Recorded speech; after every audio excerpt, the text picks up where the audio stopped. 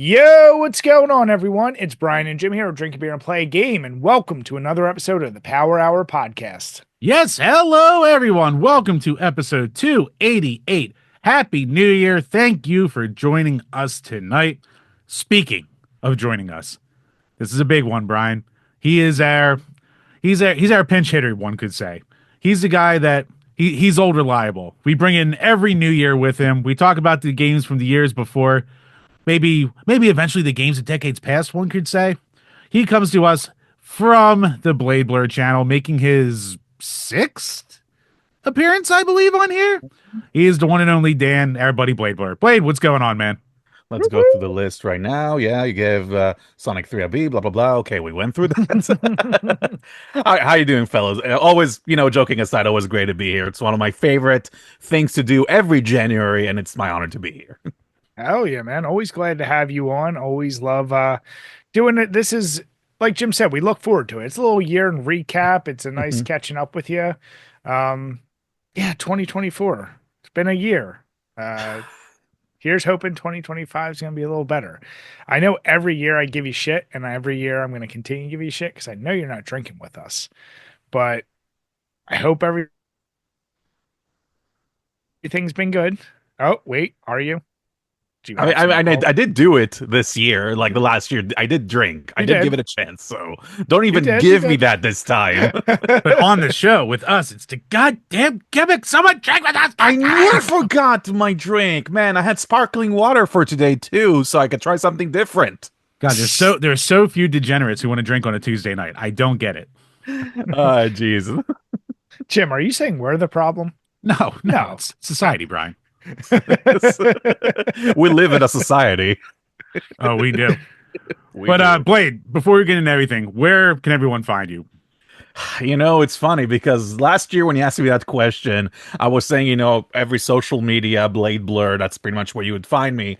And ever since then, there was a big exodus from like X or Twitter to the Blue Sky. So I think I primarily now use Blue Sky and Instagram as my main social media platforms.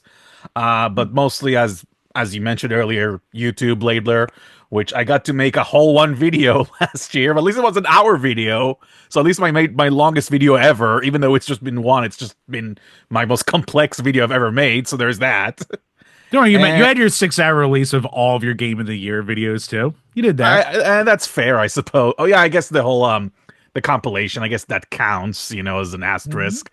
And Twitch, I also stream a lot on Twitch. It's actually always been fun to tackle my backlog, and I have a very big backlog. So every time, that I'm figuring what to play, I just look at my shelf sometimes and it gives me just ideas. Or my favorite thing to do when it comes to streaming games is thinking of what games are celebrating some kind of anniversary, whether they released like 30 or 20 years old, and finally trying them out. So that's been a really fun thing to do.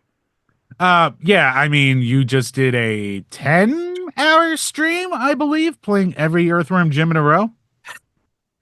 This has probably been the most insane thing I've probably done ever on Twitch, because there's one thing of like playing a single game that's like either very long, it takes 10 hours, like a Pokemon, for example, or maybe like a fighting game, that you maybe fight against like, multiple like opponents and stuff like that. So it never stays like the exact same thing throughout the entire runtime of a stream.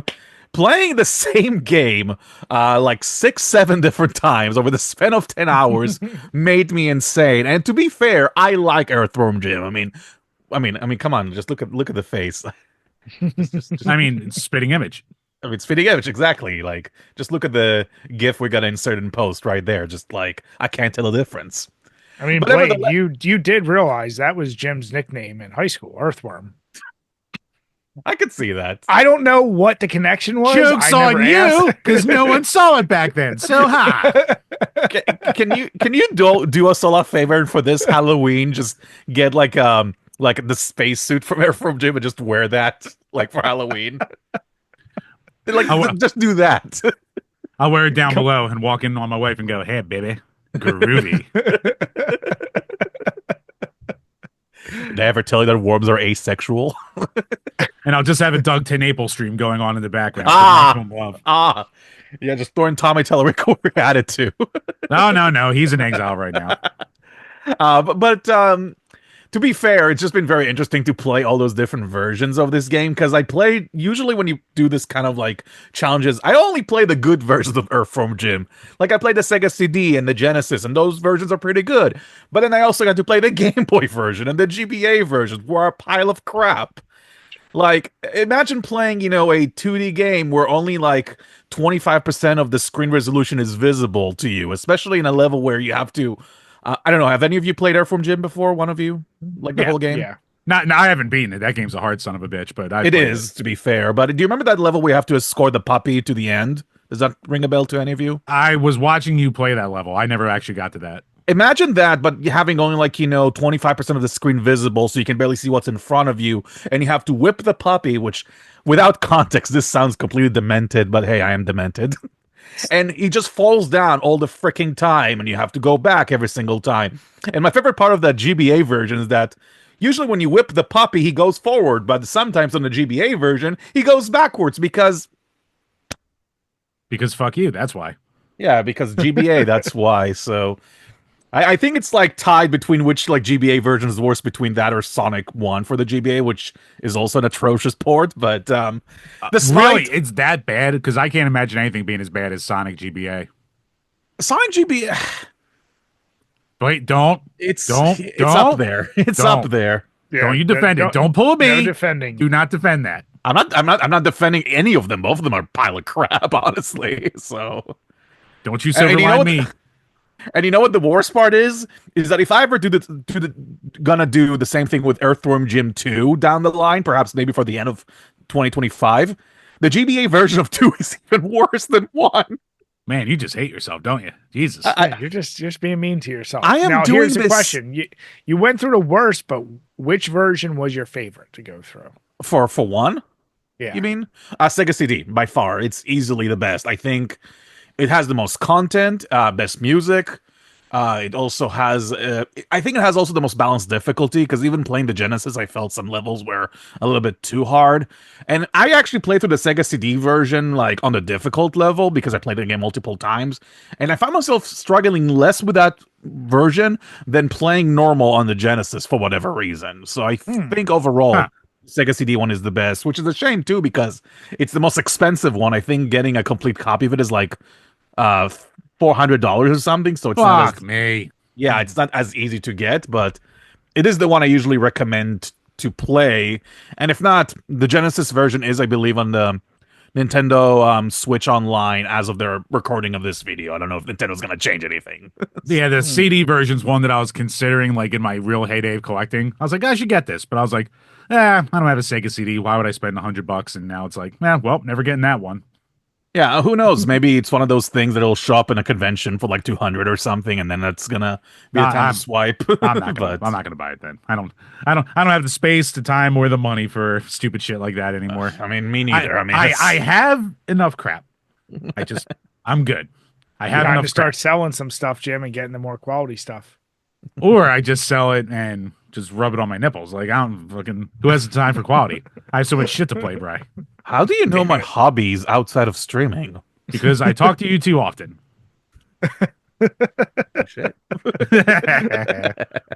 But besides that, what have you been playing lately that's more recent or just stuff in the backlog? Outside of content. I mean, outside of Earthworm Jim, because obviously I guess I can talk about it the entire stream, which I'm not going to. Sorry, the podcast. I'm not saying what. You see, I'm talking about streaming, and that literally just took my lexicon. Honestly, just catching up of 2024 stuff that I haven't had a chance to finish. I have played some games that came out last year, which it's kind of funny. When we talked about the 2023 games, I didn't get to play a lot of them at the time, and obviously for this podcast we're going to talk about 2024 games. Most of the games I played last year are from 2023 because that's how it happens, and I do the catch up. But right now, I finished Hellblade 2 recently because I still had my Game Pass active, so I thought to myself, might as well finish it before it expires, and probably not going to activate it again. So there's that. And I'm also going right now through Final Fantasy VII Rebirth. I just restarted that game recently, and of course my addiction that I need a prescription to get out of it, which is Balatro, because I cannot stop Balatro. Dude, he started after me and he's blown past me in progress in that game. You want to I, talk I, about I, Madman? I mean, we're probably gonna talk. I mean, obviously, when we're gonna talk about those games that came out last year, Balatro is gonna be a topic. So I don't want to do the Balatro talk right now, but it's been my drug this year. I mean, I'm shocked of how much time I spent on a game that's from like a purely visual perspective looks like very unassuming and simple, but it just siphons all of your time and your energy. Just seeing that multiplier fire, I just can't stop. It's a dopamine rush. Today I died on the level 8 anti boss on Gold Stake. So that was crushing. Which deck? The one where you start with 14 gold word chips. No, Oh, gold so the yellow dollars. one. Okay, that's Yellow pretty. one, yeah. Yellow. Yeah, that's pretty impressive actually. Well, nice job. Yeah, well, beating it would have been more impressive. So I mean, yeah, I mean, true. one day. One day getting there. But yeah, besides that, for games I've been playing lately, playing a lot of Mario Party Jamboree with my daughter and my wife. My kid's really getting into that lately. So, and outside of that, I've been starting in on Blazing Lasers to try and really beat that because that's part of my resolution games for this year. Blade has been telling us he might have a few resolutions for us. We'll get into that after we hear about Brian's games. But yeah, besides that, that's really been about it. It's like the come down hangover off of the holiday season. So it's still like busy, taking down decorations, other bull crap, miscellaneous activities. But I think the game is finally going to start to actually pick back up again. I have a question, Yeah, if I may, for Mario, very quickly, if you don't mind. Yeah. If you played the other games in the series yourself, the other Mario Party, how do you compare them? Like, is this like your favorite Mario Party? Well, like I mostly missed a lot of I played a little bit of the Wii and the GameCube generations. But let's just say strictly for the Switch generation. It's like tied with Super still for me right Okay. now. Because Super I played an absolute fuck ton of, and I liked the different how different every character felt in that. And I liked because basically like every character would have custom dice all to themselves, and like you could get buddies a lot easier. Where Oh, okay. In Jamboree you don't have custom dice per character, so it doesn't really matter who you picked. But Right. I do have to say probably the boards are a lot better in Jamboree. So it's give and take between the two, but I'm really enjoying it. Like Superstar was fine. Like it was the greatest hits of like the older ones, like HD done. But I don't know, it just felt kind of like it could have been a lot more. I know people like it more because they hate the motion control from Super, but I kind of like the motion control levels in that. So I appreciate the hot take, so that was a good answer. thank you. Yeah. Brian, don't pander to that son of a bitch. I'm pandering to you. I'm asking you, what are you playing right now? Jeez. No, Wow. I mean, Wow, I I'm mean, pandering to you. You gave him a good. You said good answer. Don't ever give him that. Your room setup is amazing. I'm pandering here. There you go. Even now. But yeah, I mean, it like Jim just said. This past week has been the return to work, put out those fires, take down decorations, all that bullshit. Kids are back in school, like that fun stuff. So it's been more just going through Red Dead 2, which once again, you can't say anything really that bad about a game like that. You know what you're going to be playing. And both, don't you dare put that finger down. Put that little blade nub down. And as both of you have been addicted to by it, Balatro, I said that's my shit game now. It is a perfect mobile game. And even though I still play it, I will say it's way more appealing than Slay the Spire. Um, it still hasn't I know it doesn't make sense because it's addictive because like it's so easy. Like I said, the first time I played it, I got up to like Annie 7 on my first run, and I was like, oh, does this just keep going? And then eventually I was like, oh, I lost. Okay. And then since then, like I can't get past 4 because the first run I didn't put any thought into it and I was just playing poker basically. And then since then I'm like, oh well, I'm trying to actually buy decks and do this shit, which I didn't do my first playthrough. And it's funny because now I'm like, I keep unlocking these decks and I'm like, do they make a difference? Like, is there a reason behind like, and I'm sure there is depth to it, but at the same time, like I just say with Slay the Spire, there is the RNG element, right? Like at some point you you can have all the strategy in the world, but like some of those bosses, like there was only one boss where I felt like it was bullshitty. Every other boss, I'm kind of like, oh, you can't use hearts. Oh, you can't do this. That's fine. The one was like play one hand and that's it. And I was like, Yeah, the I need to mouth. get 2,000 points. And like my hand was dog shit. Even after my discards, I was like, yeah, there's literally nothing I could do that could get me 2,000 points with like, even with the jokers, all this shit. I was just like, okay, like that was one where I went, that's a little shitty. But then I had this alternate boss that it was the same deal. I came to play one hand, but it reduced the amount from like 2,000 to only like 800. And I blew that one out of the water. Flint, So yeah. I was like, okay, whatever. I'm still waiting for it to grab me where I'm like, oh, this is a great game versus this is just a great, you put it very well, Blade. It's an addiction, right? Like it's not, no one's going to be like the gameplay of this. No, it's just, it's like another mobile game where you get addicted for me, not for you guys. So yeah, that's basically been it. Like Jim said, I'm definitely, now that I downloaded Berserk Boy, that's my midweek to end of week goal is to play through that and get that done. So Jim and I can finally get through our Patreon reviews. But Jim, before we hit that, I do want to ask you, what beer are you drinking tonight? Because we know Blade is not. Yep. Well, Bright, I am drinking what you were drinking last week. This week, I am drinking the Goose Island Country Brand Variant Macaroon Stout, the 2024 blend. And damn delicious. It really, really is. 14.6% alcohol. So this is not one to screw around with. I was actually surprised by how much, like, a little bit of fizziness was still at the top. Because typically with stouts, you don't get a ton of that. But as I poured it out, there was like some actual tiniest little bit of carbonation before that obviously dissipated. But, you know, obviously no head, no lacing, you know, pure dark, but it is goddamn delicious. It's perfectly balanced between its sweetness and its booziness. It has that good aroma.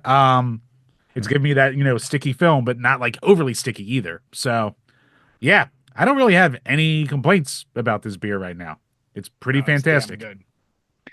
And Jim, in honor of you, doing the Hardywood Fluffy GBS. Because just in case you didn't know, Blade, his nickname forever was Fluffy. I thought it was Earthworm. Jim's had a lot of names. There could be many things. But the best part of his nickname being Fluffy was my one old German Shepherd was like 120 pounds, big boy. He was a huge boy. And Jim comes down and he was calling him Fluffy. And I was like, he's not Fluffy, you're Fluffy. And he's like, fuck. So and that just from now on. So does that make you like, what's his name, Gabriel Iglesias or something? No, that son of a bitch stole it from Jim. Yep, I was pre-Gabriel. I could have been a billionaire. He could have been. But well, if only I was funny or had talent or anything. Christ. So just like you, Chambers, though, this is a stout, but this is an imperial milk stout with spices, honey, and toasted marshmallows. 9.2%, 55 IBUs. We took our gingerbread stout Jesus Christ, I can't see with no lights. We took our gingerbread stout camping. We sat around the campfire, sticks and marshmallows in hands, and when all was said and done, the idea was sparked to create Fluffy GBS. The taste of fresh ginger, wildflower honey, and chocolate malt you know and love are elevated to a new level. With the addition of toasted marshmallows, we suggest sinking into a Fluffy GBS. You'll quickly be transported to a comfy campfire or a comfy camp chair next to a crackling fire in no time. And what I will say is, it's what you do with your mother. Oh God. And now I want you to think about that. No, I'm using every bit of mental fortitude to block that image out. I think you're this close to getting your own crusty corner, Brian.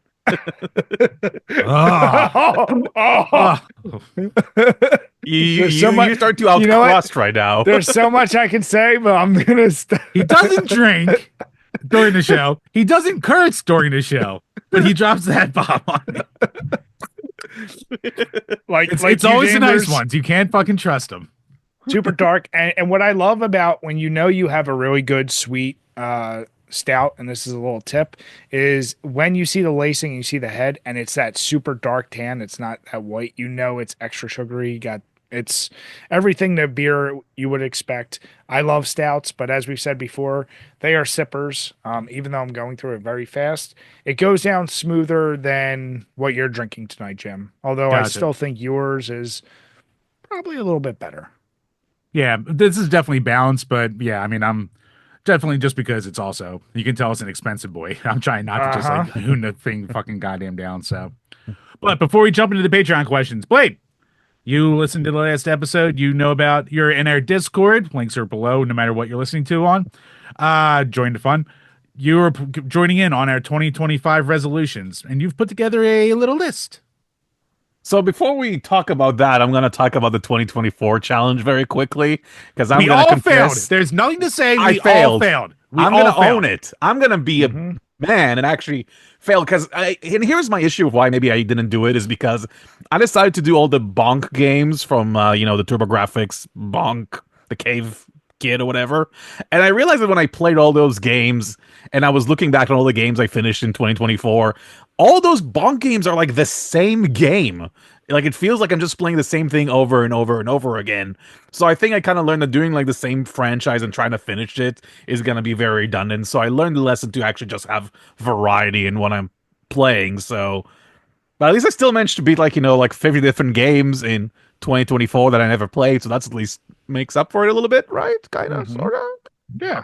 I mean, blast through that games. No one's going to hold that against you. So, yeah, fuck the goddamn franchises. What a terrible idea that was. That was my bad. That was my bad, everyone. Sorry. Yeah.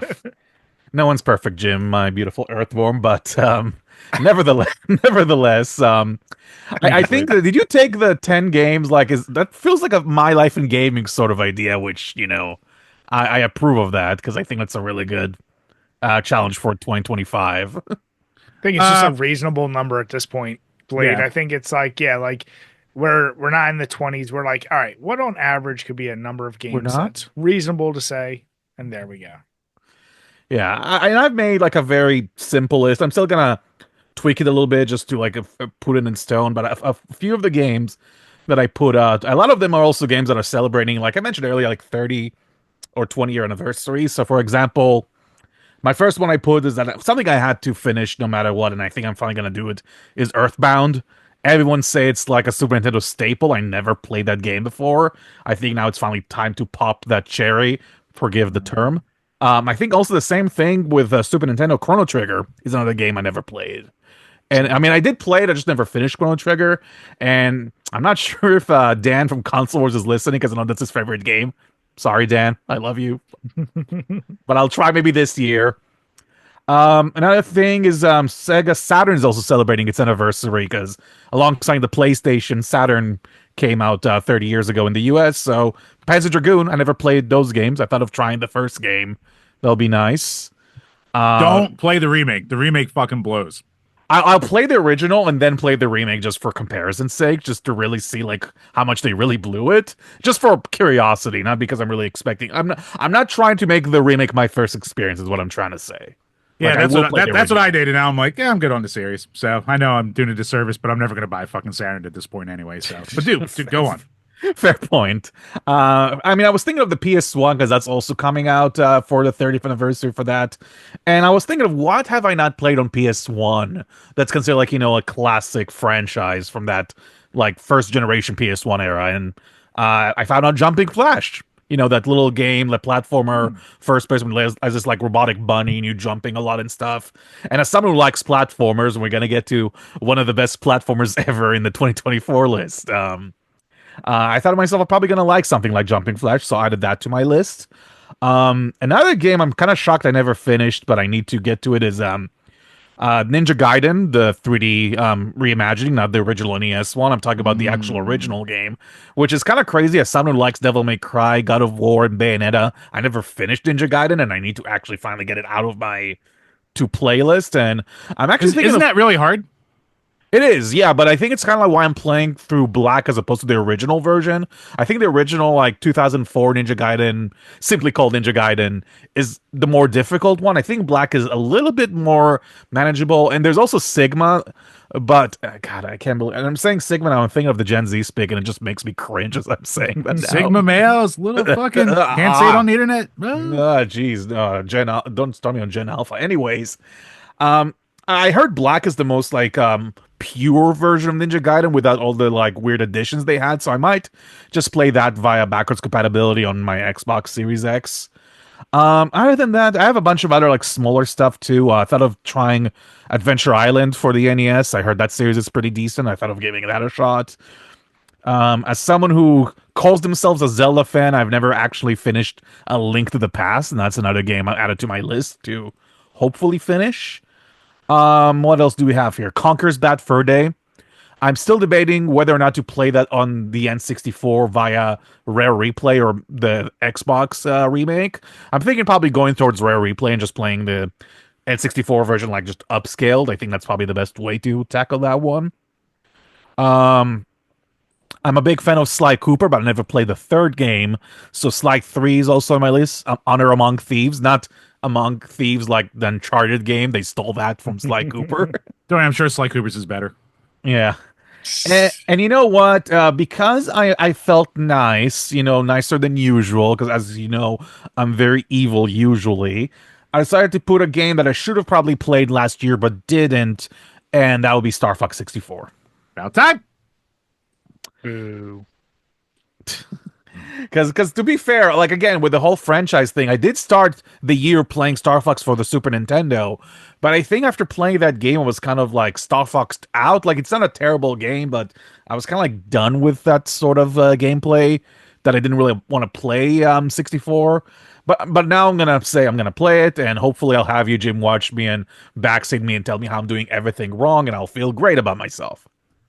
Wait, if you're anything like me, you'll do better than Jim did beating it. And Probably, get a higher yeah. score and everything. I mean, I whooped his ass, his original score. Doesn't matter when it happened. I don't want to hear excuses, Jim. All I hear is excuses out. Listen, I don't want to hear it. Every day's a blessing.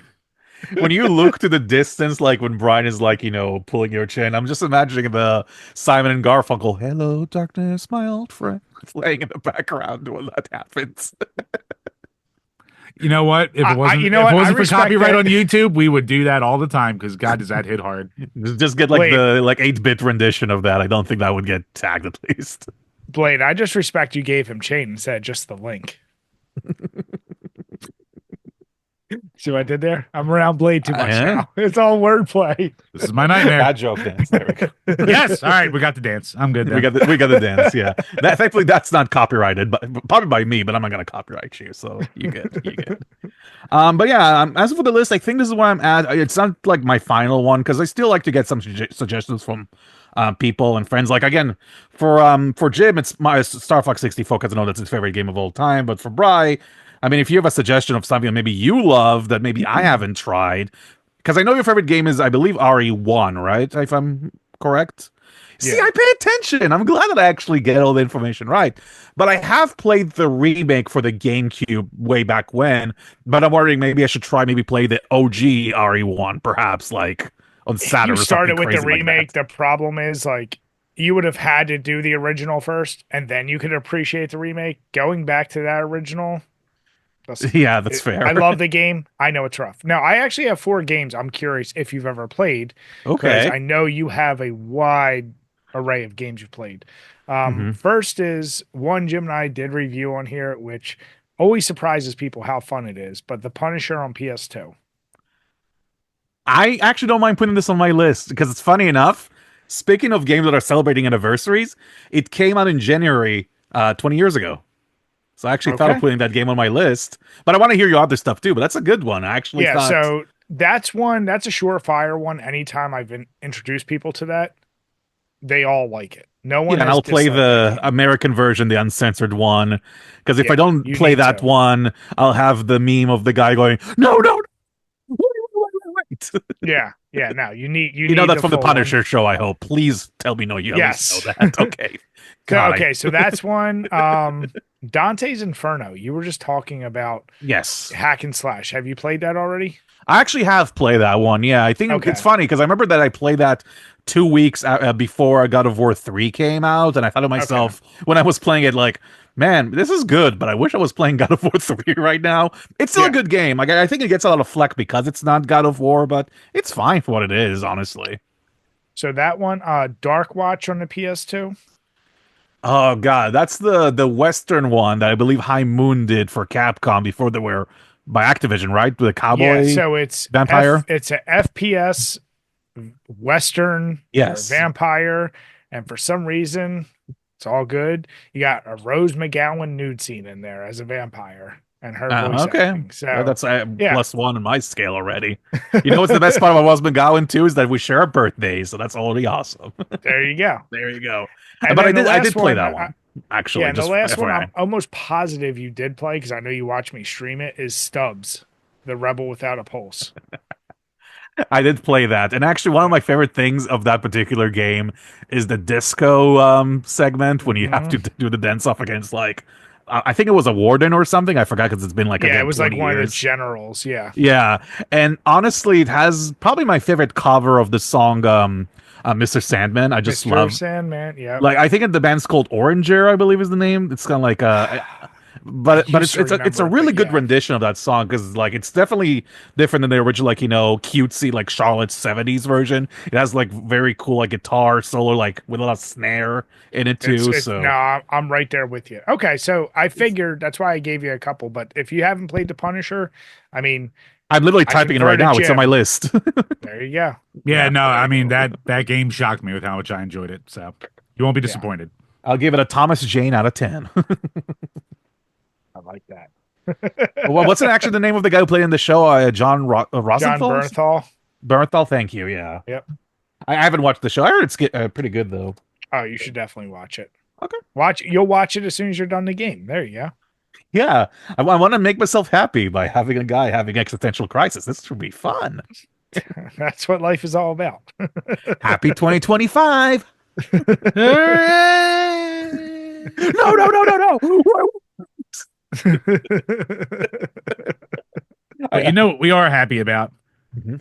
The support of our fans, support of our friends over at patreon.com/DrinkABeerandPlayAGame, where for as little as $2 a month, you can ask a question that we will answer on each and every single one of these Power Hour podcasts. Also, speaking of the Patreon, there is a new Krusty Corner that we brought in the new year with our good buddy Blade. So we talk about Balatro, we talk about some mods. Things happen. Crust happened. So head on over. That's for as little as $1. But the questions for this week. First up from Todd Howard Sucks. Which would you choose to not exist, the Marvel or DC? Now, it makes it sound like he wanted to say universes, but it just cut off there. So I guess we just Yeah. have to go with Marvel versus DC. I think it's the whole scope. Yeah, I think that's what that Yeah. question meant. Yeah. I assume he means just get rid of one or the other. And this one is too easy for me. It's DC. You gotta get rid of DC. Listen, as someone You're right. who You have to loves get rid of Bat- Marvel. You're correct. Yeah, you have to get rid of DC. Anyone who's like keep DC are the same assholes who are like, but Androids are actually better than iPhones. Fucking grow up. Marvel's Anyone who better. likes DC actually reads comic books and doesn't just No, watch the same cape no. shit movie This is 4,000 better. times. No. Yes, Here's the deal. better. yes. Video games, Irreparable movies, damage everything. to nerd It's culture, so much better. to movie It's making, so much better. awful slop Listen, after slop. You haven't Read a comic- goddamn book. You haven't read a comic in like 30 years. Don't want to hear you're a comic book fan. You're not anymore. I'm getting free comics from my friend digitally. I'm keeping up with X-Men right now. It's actually very Poser. good. But Yeah. sir. Listen, DC has some good stuff, but Marvel's better, and it's just that simple. So, if you're someone who wants to go against the grain, you're going to say DC. But if you do that, you're also someone who probably would be like, "Oh, but Blue Beetle's actually more of an interesting character than others." So Yes. and Crow was those great. people, and those people got called Earthworm. So what would you choose, Jim? Look, I'm going to get called Earthworm regardless, all right? So I might as well read something actually worth, sitting down and reading. So I'll stick with DC at that point. Yeah, so get rid of DC too. Okay, so what about you, Blade? I like how I'm the tiebreaker here, basically. Like I am the But like siding. I'm the I like swing vote. Image. I like the power. God, I like Dark Horse actually. I like manga. No, but this is a really complex question because you're comparing two universes, but there's so much in those two universes. You have the movies, you have the TV shows, you have the animated universe, you have the games. So there's so much to compare here. But if I stack everything together, like all the characters and all like the different stuff that came out, I think at the end of the day, Marvel has a bit of an edge over DC in particular, I Absolutely. would say. Mostly, I mean, again, DC has a lot of great stuff. I mean, Batman alone is amazing, and there are a lot of Hmm. great Batman games. But then again, I'm thinking of like other like DC stuff that came out, and nothing really stacks up like with the Batman stuff. Like, I mean, Superman is great, but I can't really think of like great like Superman movies besides like the very original or Superman games that came out. I mean, what am I going to think about Green Lantern like Ryan Reynolds and his titular game? I mean, it's at least with Marvel, yeah, there's some schlock. I mean, I'm not going to defend the Eternals or a lot of the stuff that came out in like, Black Widow or Quantum God, Quantumania came out. I forgot. Oh god. Now I'm having war flashbacks. Anywho, Marvel has its slop too, but I think at least there's more to find in the Marvel universe as of now than there is in DC. Who knows? Maybe now post James Gunn, things might be better, and I can see myself that this statement is going to age incredibly poorly too. But I like to be optimistic and hope for the best. But as of at least now, I'm probably going to go Marvel overall. Good boy. Hey, So listen, Brian, if you got rid of hold on, if you got rid of Batman, it would never even be a question. Batman is the only he is such a shining star in DC that like he makes up 90% of people's answer for that reason if you choose DC. If you got rid of him, it wouldn't even be a fucking cough of a question. That's my point. It's just Batman. You could actually just say Batman versus Marvel, and it would be just as tough as DC. Like, who the fuck cares about Blue Beetle? Come on, Jim, shut up. Look, Brian. I actually like it because it has the kid from Cobra Kai in it, man. Look, Brian, the next time you stumble across some, Sonic Rule 34 and you hate your life, just remember that's your people. That's who you're siding with. So there you go. Why do you always have to disturb the peace, Jim? Why? I will go scorched earth and I will take all of you down with me. Scorch earth warm.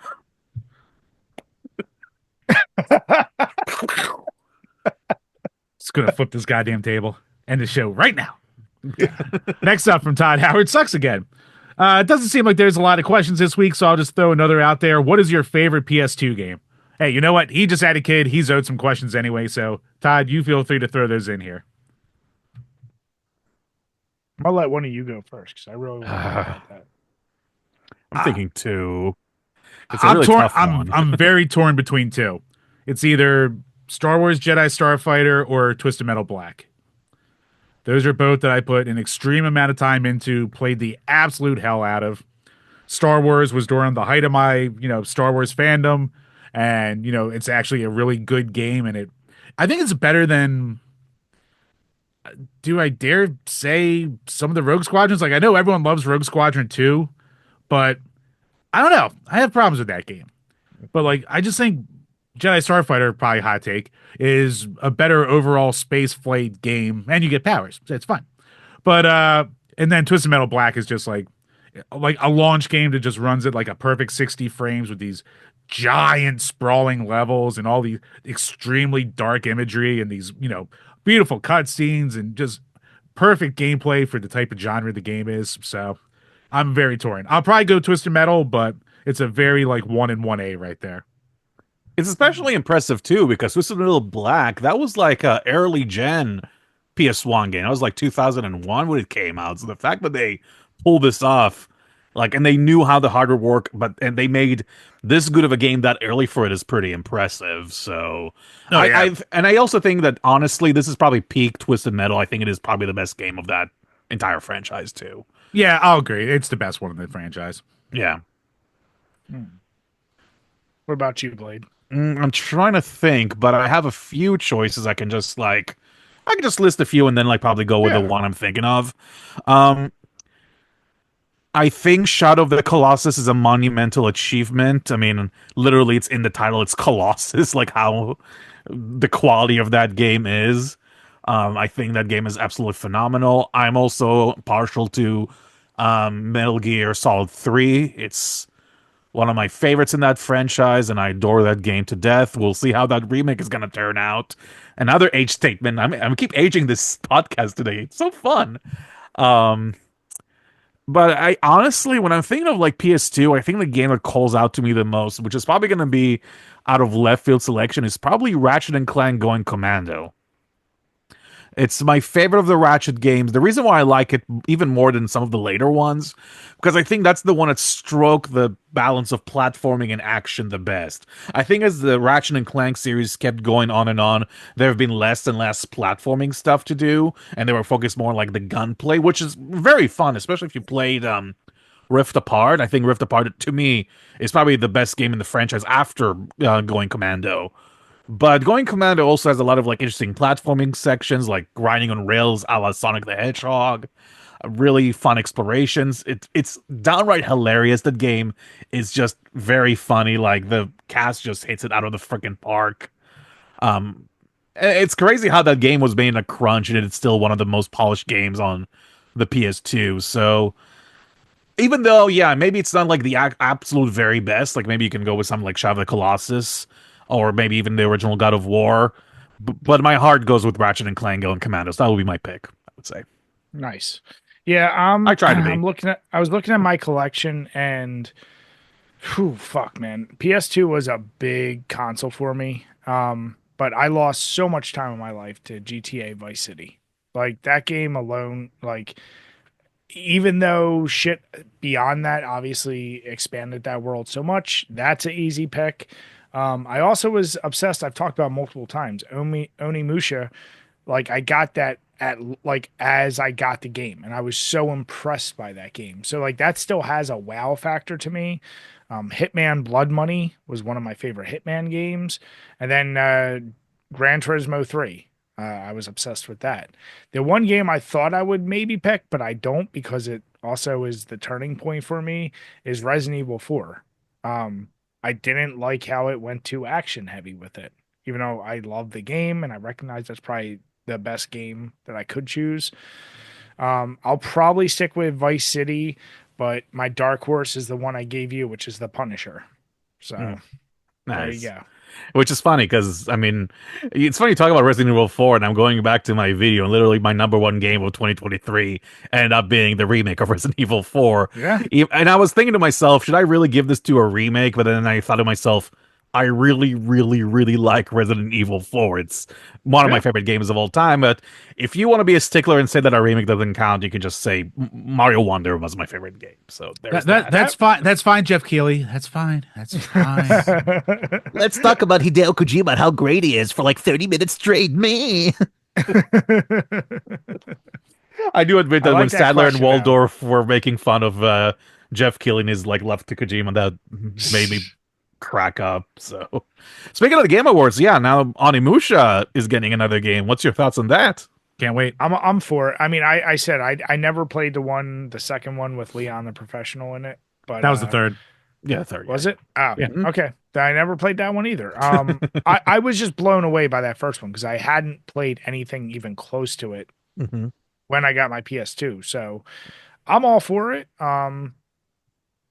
It since we've talked about it and I see the remake, I may retroactively go back and get those games just to play them. But I never had a bad thing to say about them. So, but I've also haven't played them in probably 15, 20 years at this point. So I don't know. I need to thank you actually because I'm going to add one of them to my list too because I only played the first one, but I actually played the Xbox version, which was called Genma Onimusha, if you remember that, which it's like a more upgraded version of the original. But I haven't played the second, the Jean Reno one, or the fourth one that no one seems to forget. Apparently, it's the best one, from people say. So I need to basically, I forgot the name of it. It was like Dawn of Destiny or something like that. I Oh believe it's yeah, called. yeah. But I do need to catch up with that series before the new comes out. So maybe I'll at least get to Onimusha 2 this year. Perhaps I'll do that at least. Yeah. Shouldn't be that long anyway. So And then it also randomly has a tactical RPG on the Game Boy Advance, I think.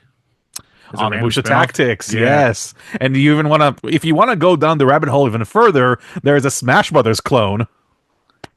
I think I have that. That's on the PS2, right? Yeah, Onimusha Blade Warriors, I believe it's called. Yeah, I have that. I have not touched it, but I do have it. yeah. I mean, I have to approve every game with a blade in the title, including my favorite game from last year, Stellar Me. Don't you? Don't you Fucking. dare. Come on, can you imagine me with a bodysuit with my butt out? Come on.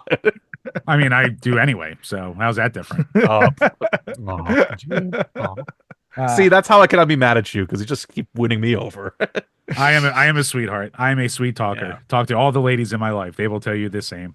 I will just say very quickly, too, I did forget as well. Final Fantasy X is another one of my favorite PS2 games as well. It's also fantastic. Okay. I had to throw that in. For my weeaboo JRPG, I had to raise that scale up a little bit. Of course, I respect it. Last up from Burn Retinas. Your take on Spam as a meat. Is it A, used to be good, B, still good, or C, was something you never thought was good?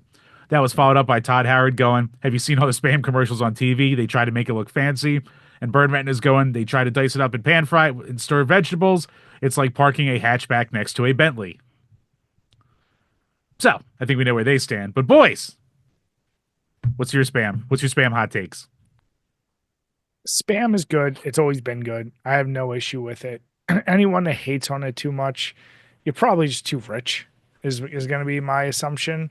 Because it's not that you eat it and think it's amazing. It's just like cup of noodles or oodles and noodles. You eat that shit not because you think this is the highest quality shit. It's like, no, it's good. And I can tell you a Spam egg and cheese sandwich, if you don't have legit pork roll with some hot sauce, is pretty damn good. And you fry up some Spam. I've known people that will eat that shit straight out of the can. I won't do that, but fry it up. It's the same idea as if you like pork roll. If you like pork roll, you like Spam. Yes, it's made from the garbage ends of animals, but guess what? If you eat hot dogs, you're doing basically the same thing. So stop with the Spam hate. You already know if you're eating it, you're not eating it probably because it's your choice. I'm just going to say that. That's fair. Yeah, I like Spam. I actually really didn't almost ever have it as a kid. So I've only really tasted it as an adult. So I have like no nostalgia or Spam nostalgia, if you can call it that. Spentalgia. Spam tally? Yeah. Spentalgia, yes. There we go. Yeah, yours was better. Man, you're not even from here and needs to talk better than I do. Christ. But yeah, what do you call it? But it's good. Like anytime I eat Spam, I'm like, I'd rather have pork roll just because it's a little less salty, but it's basically the same shit and it's still really good. And for all the people saying it's just slop, sir, as someone who has watched a shitload of Food Network, you can do some fucking magic with Spam. All right. So don't you be hating on that. All right. You watch your place, buckos. As someone who knows Slop, as someone who knows Slop, who played Earthworm Jim for the Game Boy Advance. I guess I have to be the dissenting voice here. I've just never been a fan of Spam, so my answer is C, but I'm not against anyone who does Rich eat kid, it. that's what it is. Of course, yeah, of course. Like, oh, you're in California, you probably loved it. No, I wish. He grows up. He's got an acai bowl in his hand. He's like, "Who eats Spam, man?" Oh, I'm sorry. My fan that has like diamond crusted on it is like blowing on me right now. Yeah, exactly. I know the truth. You just have that wall just as a cover. We know what's. Yeah, it's all actually around cardboard. Yeah, exactly. Yeah. It falls off, and then there's like all the servants like Jeeves behind about to give me delicious drink. No, but I've just never been there. But the thing is, too, is like I've never been also like a hot dog guy anyway, too, and I think it's also like a situation of like ignorance is bliss. Like as soon as I knew what it was kind of made of, I was like, I don't think I kind of want to eat that if I don't have to. So that's also the reason why like Spam was another thing I just never really like sought out to eat, but just not my kind of thing. So I prefer to eat healthy food like Cheetos. Thank you very much. I prefer to help the environment because if we're going to be killing the pig anyway, we might as well use all of it. Yeah. Excuse me. So now when I'm at a farm and I see a pig's asshole, I go, I want that on a bagel, so I'm better. With an extra slice, with an extra piece of kale on top. Yeah. It's California. Everyone's doing kale. Okay, jeez. Yeah, Would. they do that out there. Those types. Ugh. But Yeah, yeah, that's my stop answer. stop the spam hate. That's all I'm gonna say. I don't hate. I just eat other things that are not spam. That's all. No, you're not allowed to have your own opinion. It's not allowed on this show. I also will agree say with Jim. We don't like individuality. We don't like the woke. We got very simple rules around here. All right. having heard Oh, that but I just shit, woke I haven't up. had spam in like years, so Damn now it. I kind of want to go back and try some spam. Yeah, you know what? I could go for a fucking slab of it. Just fucking fry that shit up. Jim, just eat it raw. I think I'm good. I Jim, think do it. I should just deep throat a thing of fucking salt in at that point. Jim, actually, you know what? I know what your loser brew is gonna be made of now. Liquefied spam Oh God. with a banana beer. that's. I don't think that's going to be even in the scale at all. I think it's in the negative scale. If anything. No, that's the loser brew. I quit the page. Yeah. I'm done. I'm out. I was just thinking, like, how like Jim has his crusty corner now. Brian will have his slab of spam corner. Welcome to slab of spam. Jim, just eat my spam. I am not eating your goddamn spam. You want some spam? No, man. I refuse. Good question, though. Thank you, Bern. Yep, and that wraps up the Patreon questions for this week. So once again, thank you to everyone out there for all the support. We really do appreciate it. If you're listening to us on iTunes, Spotify, or Podbean, or YouTube, go to make sure to check out all the lists. Go follow, sub, stars, reviews, all that bull crap. It all helps out. And of course, check the links below to the Discord if you're into that kind of thing, and all the socials. Thanks again, everybody. Yeah. Thank you, guys. And just like you heard Todd Howard, get additional questions in there. We always love hearing from you guys. Thank you for your support. Really appreciate it. All right, boys. So we love talking beer on this channel. And even though you don't indulge, Blade, you can appreciate a beer that is now fully endorsed by the WWE and is being pushed by none other than Hulk Hogan. I have the picture up here. It's the real American beer. And boys, before we even move on, can we not appreciate the can art? Is that not just kick-ass can art? Just like the can itself, like, come on.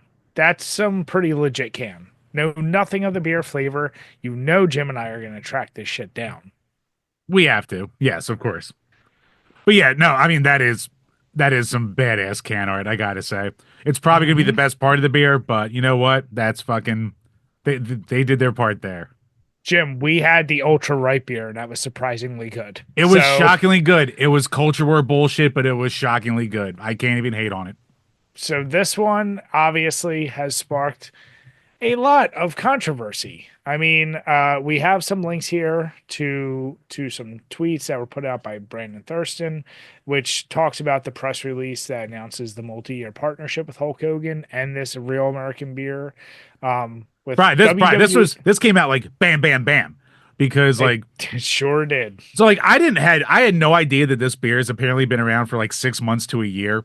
Like it came in at the tail end of like the whole Dylan Mulvaney controversy from 2 years ago, hopping on that trend, which like, ultra right conglomerated. It was basically like a no homers club. It's like, we have this one. We don't need more. No one really cares.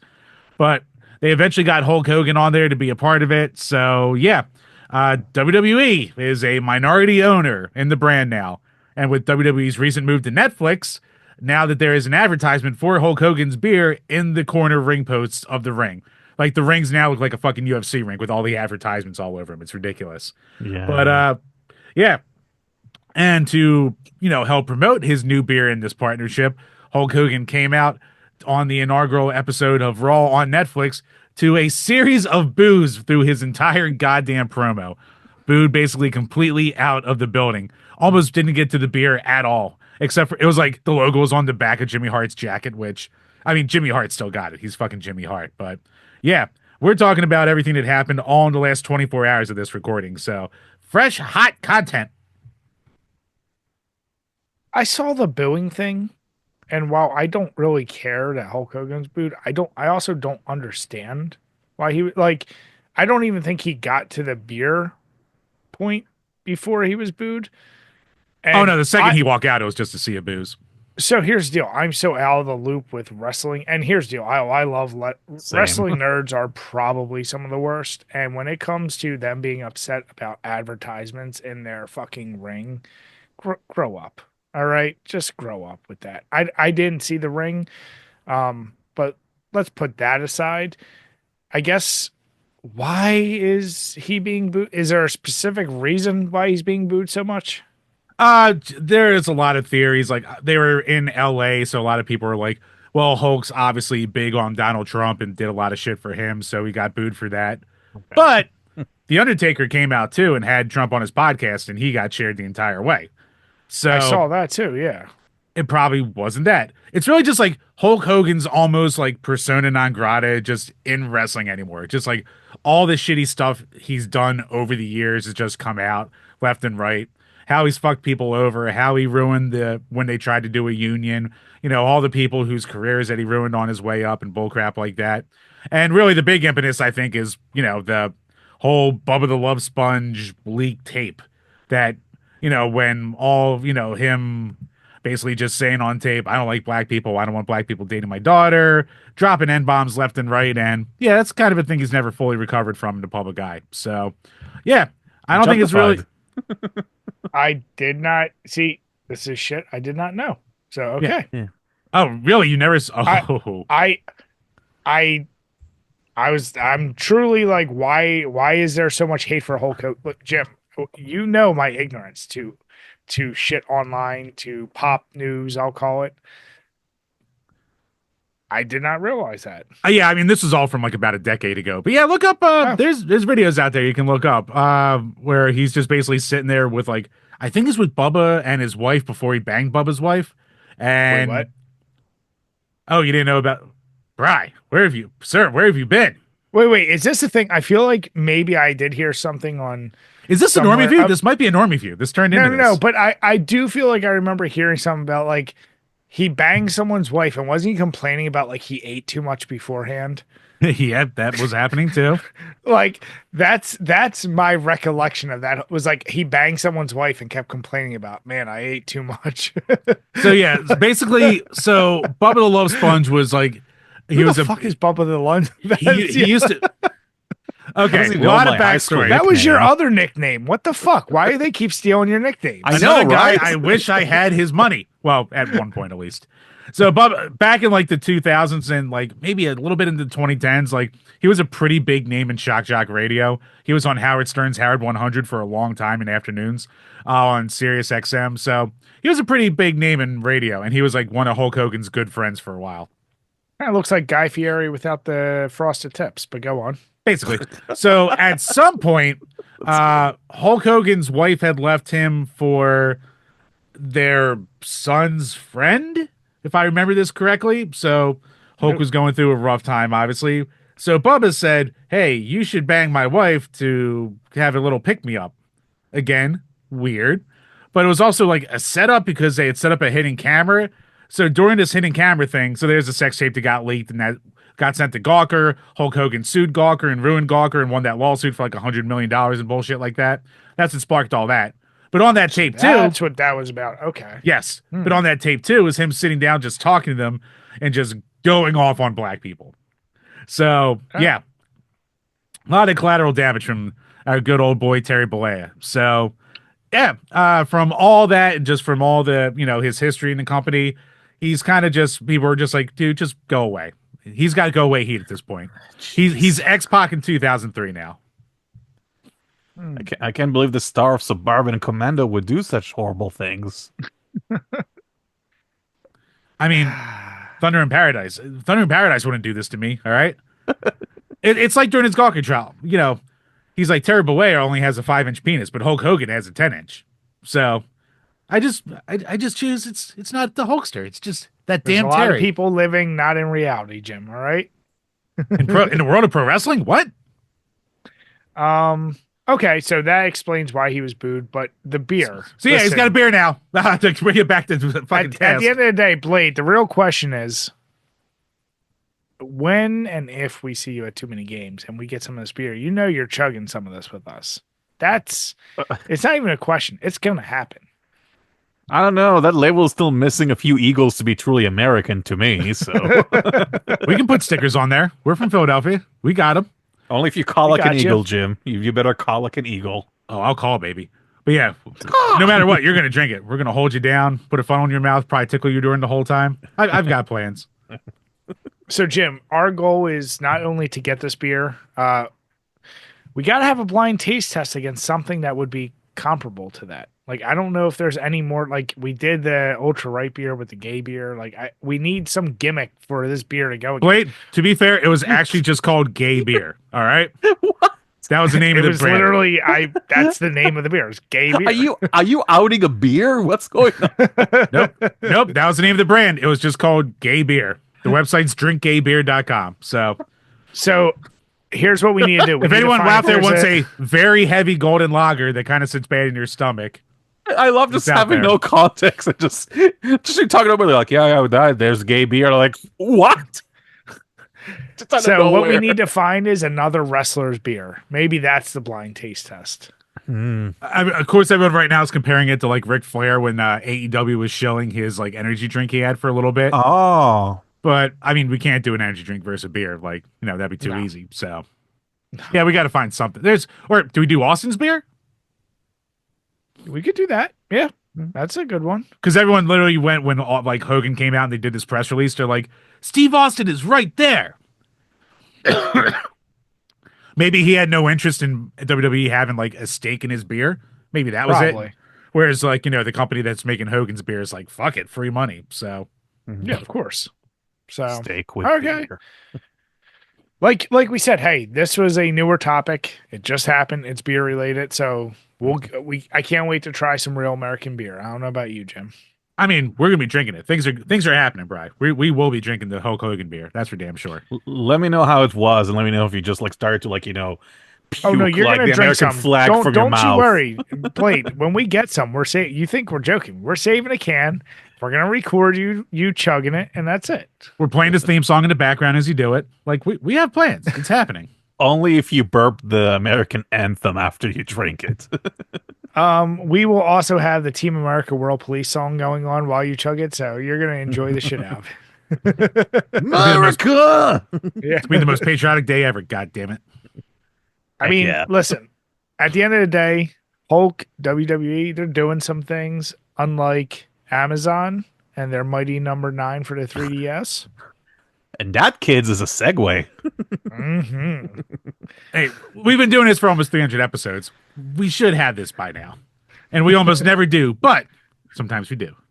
Jim fucks them up most of the time, but It's not my strong suit. It's not my strong suit. that's why you never my win suit, it's just a Balatro. t-shirt. Shut your whore mouth. See what I did there? Suit, Balatro. You see what I did? Yeah, I did. Yeah, we're the same. I got you. So yes, Mighty Number 9. Back to goddamn topic. So famously, a flop of a game, Keiji Inafune's disaster that ruined his basic reputation throughout the entire gaming industry. He's never really recovered. Delusion of grandeur of having a cinematic or his own universe of games built around it in a cartoon show and all this bullcrap. And yeah, the game came out to tepid reception, one could say. Hell, we even reviewed it years and years and years ago. Link to that will be below as well. We sure did. And yeah, the funny part of that is they were planning to release this to everything, like every goddamn console at the time. And Brian, it's the end of an era. They've thrown in the towel. Amazon, they've sent the emails out, and the company is canceling those pre-orders for the 3DS version. No, 3DS. My God. no. Please say it ain't so. I'm I mean- really disappointed in this article. They didn't say how many pre-orders there were. I feel bad of all the 3 people that were waiting. Yeah. Like, was there someone still out there like, I really wanted it? Meh. I'll get it eventually. They won't let me down. Save me, KG. I don't care about the Baldur's Gate 3. Give me freaking Mighty Number 9 for the 3DS.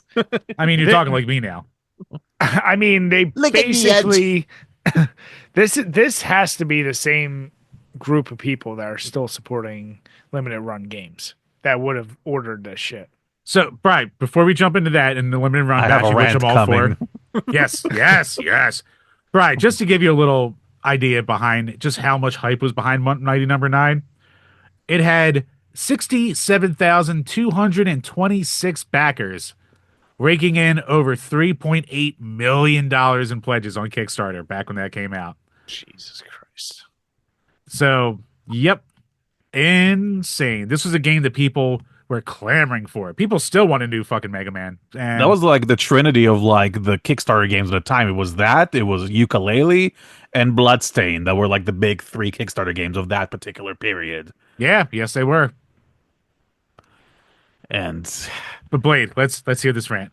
no, Bring you it just on. you had to mention limited run, and I'm gonna digress because I have to talk about this to get out of my system because I really hate the fact that they're releasing the Soul Reaver collection for PS5, a physical version, and I don't want to get like like the bigger collector's edition. I'm just fine with the game by itself, and it says on the bottom like available from January 9 to February 2nd to pre-order. I'm like, okay, I have plenty of time to maybe sell some stuff and get some money to pre-order it, and then apparently it sells out. Because apparently it's sold. Apparently in that ad it says like very small letters, the special edition is available for a limited time, and I'm like, why did you put that in small letters, and why did you put like the pre-order date range bigger in that ad? Like that was totally misleading because usually with limited run they at least give you that period of time to let you know they make as many copies as there are pre-orders, but apparently in this particular case they don't do it. So All I'm going to suggest for you, Blade, is GOG has all the Soul Reaver games for a much more reasonable price, optimized. So true. try it there. And I have a feeling though, probably they're gonna like Amazon is probably gonna have like a non-special like slipcover edition of Soul Reaver. So I'm not really gonna cry over it. It's just the practice of that pre-order was just a freaking mess. So I had to get out of my system. So thank you for letting me have the stage to rant about it, rant over. So Wait, a limited run pre-order having controversy around it. What? You don't say. stop the presses. Yeah, right. I guess you saw that coming, or should I say you CDR aware of the issues, right? I do love that they're peddling once again their fucking overstock fucking super cheap USBs for the PC version. Look, I admit I still get stuff from Limited Run because if it's my only option to get some physical media and there's no alternative, then I like to actually own physical games. That's the thing, but sometimes stuff like that just upsets me. And I know I wanted to turn a new leaf, but when is it gonna happen? Like I'm gonna have like a limit eventually. That's my problem. Blade, But all I'm going to say is if you ever want that, as I learned very early from one of my cousins, I was able to get a GTA 2 burn copy for my PS1. I can make you some physical copies. It'll be in a CDR just like Limited Run, or I can give you a USB if you need that shit. I got you. I got you. only if you draw a stick figure on the cover, then that would make me happy. Of course. I got you. And it'll come with a real American beer. That's our promise.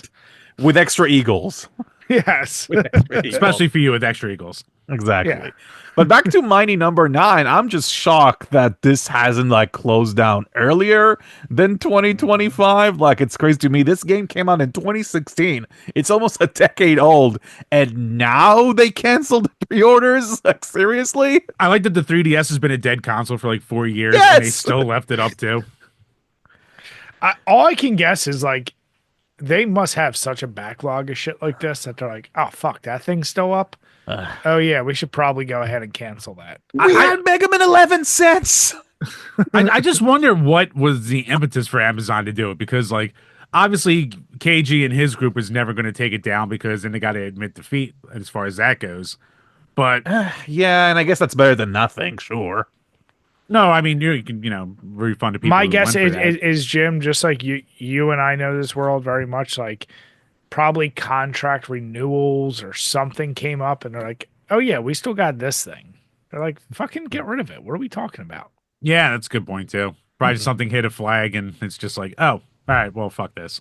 Yeah, time to get rid of it. The only thing I still remember from that stupid game is that promotion when they were making fun of like it's more fun than being a lonely anime fan on prom night. Yeah, Great job of like catering to the one audience that may buy your game. That actually, yeah. That fucking Wow. game. that has lived in infamy ever since too. Pizza explosions. What a perfect microcosm of the time. My God. Yeah, at least I can say this that indie games, especially like those games that actually are inspired by Mega Man, now are much better than Mighty Number 9. So we're definitely in better times now than where we used to be 9 years ago, at least. So And just remember, everyone, Microsoft couldn't put a physical version of Shovel Knight onto the Xbox One, but we had Mighty Number 9 on there. Thank God. Priorities, Jim. isn't it now Priorities. though? I think they now have Shovel Knight on Xbox, don't they? Physically, I don't I don't know. We'll I have think to it's ask Treasure Phil. Trove edition, so I think so. I'm not 100% sure. I'm sure Like the Yacht one with Club's, all the DLC. Yacht Club's a much bigger brand now than it was back then anyway, so maybe. Probably now, Jim, yeah. Jim, maybe we should talk to our contact and have her on and discuss such things. We have an insider. Ooh, ooh. I'm just saying. Yeah. Yeah, and that's why Fresh from the Game Awards. Yeah, fresh from presenting. And I was fresh from attending. You were looking fresh on there. We saw you in that suit. I try. I try for once to actually bust my suit like once a year. So there we go. We heard about your issues out there, slamming too much ass. We know what you were doing. Yeah, I mean, nothing is, I mean, as bad as 24 may be, nothing can be greater than meeting the fuck the Oscars guy and actually getting to talk with him. So There you go. now I'm telling you, my game is gonna be great. You're gonna love it. And fuck the Oscar. What an absolute king. What a king. Yeah. Don't you But- dare, Tim. Speaking of 2024, boys, is it time? Is it time for the main event? Is it Yep. time for what we do, always do with our good old buddy Blady over here? Lady. So we have two lists here. So at first, I was just going to put on this list from Forbes because it's ridiculous. And even Blade looked at me and he went, dude, what is all this artsy bullshit on here? We can talk about that briefly. You know it's bad when I go, the fuck is this? Like, I usually don't even do that, so. Which was hilarious. Like, I saw that DM and I was like, oh, that's fucking great. But it wouldn't turn out too great to be like, the hell's this? The hell's this? The hell's Yeah, this? let's cover. I say we cover the shit list first because Let's do that it is- first, yeah. It is pretty remarkable. Like, all right, so Forbes. I think we've covered Forbes a couple of times with their games, and a lot of times, like people note, like, hey, Forbes is really they're going to report out on what games do the best. And clearly, with this list, they did not do like financially. They're not choosing the games that did financially the best. I don't know who the fuck they had write this. Actually, I can probably Chris Holt. It says, Chris yeah. Holt, whoever you are, the fuck is wrong? You're like Jim. Like, don't be a Jim. Just Yeah. knock your shit off. Chris with a K. So, of course, Yeah. what are you doing? Yeah, you Holt need, to with tell, an H. It's Well, all you need- terrible. you need to tell him to stop. Literally, it's in his name. Holt. Stop. Brian, Don't- I would like to know your alternative for Holt than an H. I mean, you tell me. No, you tell me. You brought it up. Jim, we got bigger things to look at like this list. No, with you're me a by butt your fucking doppel- quitter. That's what you are. listen. We're trying to talk about your doppelganger here because I'm looking him up right now, and he's not far off. If you shaved and put on some glasses, you're basically Chris. All right, Chris. So calm down. Okay. It's better than Fluffy. All right. So number 20 with this list, we got Little Kitty Big City. It's just the fuck right off the bat. Like that could be someone's like haha, but whatever. I heard it's fun, but to me, that game gives me vibes of we have Stray at home. You hear the name and you go, okay, that's enough. Like, this is like the Stray from Wish, basically. Yeah. No, I'm kidding. It's probably a decent game, but it's just not the kind of game that's like, ooh, it's a kitty. I need to play it now, sort of thing. I don't care, honestly. Nah, Then it you probably got- sucks. Fuck the game. Fucking Galaxy Mix, which is a game that if Jim played, he'd probably love because it's a mobile game and that's all Jim played this year. Never heard of it. It's like basically, I would almost call this like a Tetris-esque, like match the sizes and shapes of planets in a puzzle it's a puzzle game with different Right, you can play it on size your pieces. Apple. You can play it on your Apple Watch. Right. There you go. That's what I'm saying. You know what? You're right. 10 out of 10. Yeah. Yeah. Perfect. Yeah. There It we would go. probably suck me in Turbo for that Kid. reason. By the way, have either of you ever seen fucking Turbo Kid the movie? I had No. no idea that was a thing. No. Yeah, I only knew it was a movie, and I feel like that was about a decade ago, and I never saw it. So to see that there's a game and to see it made this list, I was like, the fuck? A It looks super like gory ode to Saturday morning cartoons. Oh god, that sounds like such try hard shit. and it basically looks like it is a Metroidvania, and it looks like a low rent Metroidvania. If I'm going to say Yeah. anything, All Who right, wants to have like ask an Pam ode about to that? It's like, why do I want to play a game that's going to remind me of like Saturday morning cartoons? Now, if you excuse me, I'm going to play some Power Rangers Readers Rewind right now. So. Sir, I'm a man of taste. Man, I hear that game kind of sucks. That's disappointing. Me too, unfortunately, and especially as someone who really likes Shredder's Revenge, it's not the same caliber in my opinion. I only played a little bit, so Nah, that's a shame. yeah. Thanks, the next Brian. one, Pools. I've seen some videos on. Unfortunately, it's one of the many walking simulators, but it's done in the style of like a backrooms horror game. I've seen videos. Okay. But to be on a top list is fucking insane. And this is coming from the guy who likes horror shit. So I'm kind of like, no. I want to say something actually specific to you, Brian. You really liked Hellblade, right? I recall. Oh, the first game. first game. The second one is on my resolution list. That's actually number 11. I'll be honest and nice. Keep your expectations low with that one. I was actually very let down by it personally. To me, it felt even more of a walking simulator than the first game. Oh, clearly you're just racist. That's all.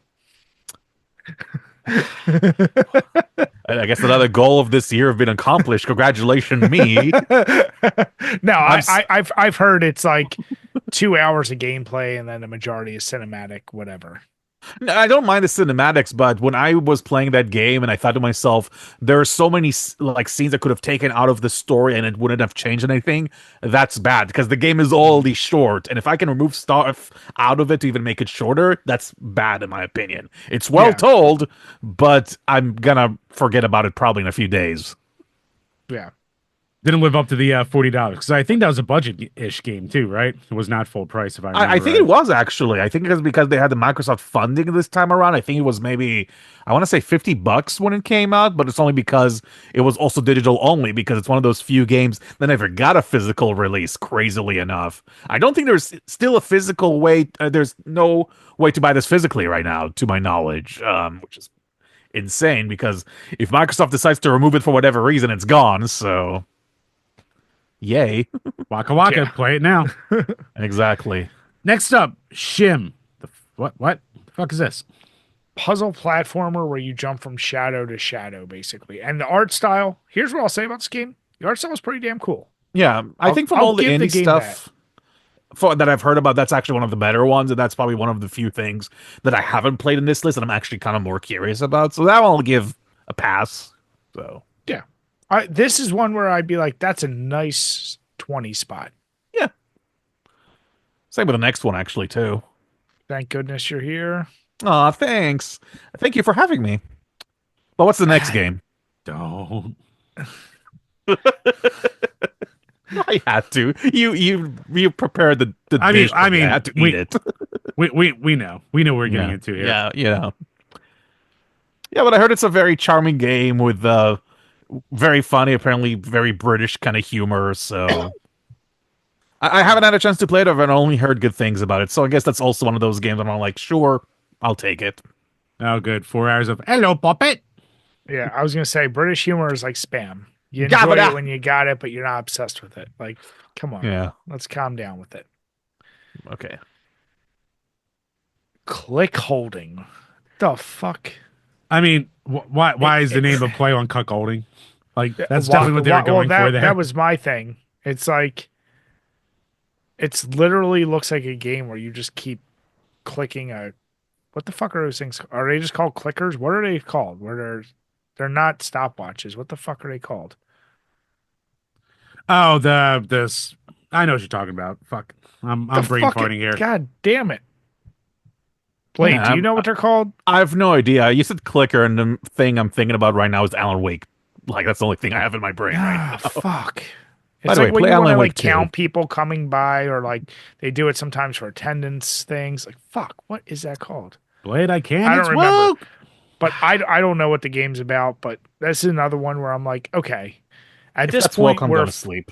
we're 6 games in, and we're already like, okay, every game has been like a terrible, like a choice where it's like you get one or two in these lists that go, oh, you're going outside the realm. You're the guy who chooses DC over Hey, Marvel. you're going Nazi. And Don't you fucking dare. No, I think I told you the best, Jim. I call those artsy fartsy, like, having, the Yeah. hipster hat and the glasses, and like, oh, I'm gonna drink my Chardonnay and tell you about all the games that are not part of the AAA crowd because I'm more important than you. Like, mhm.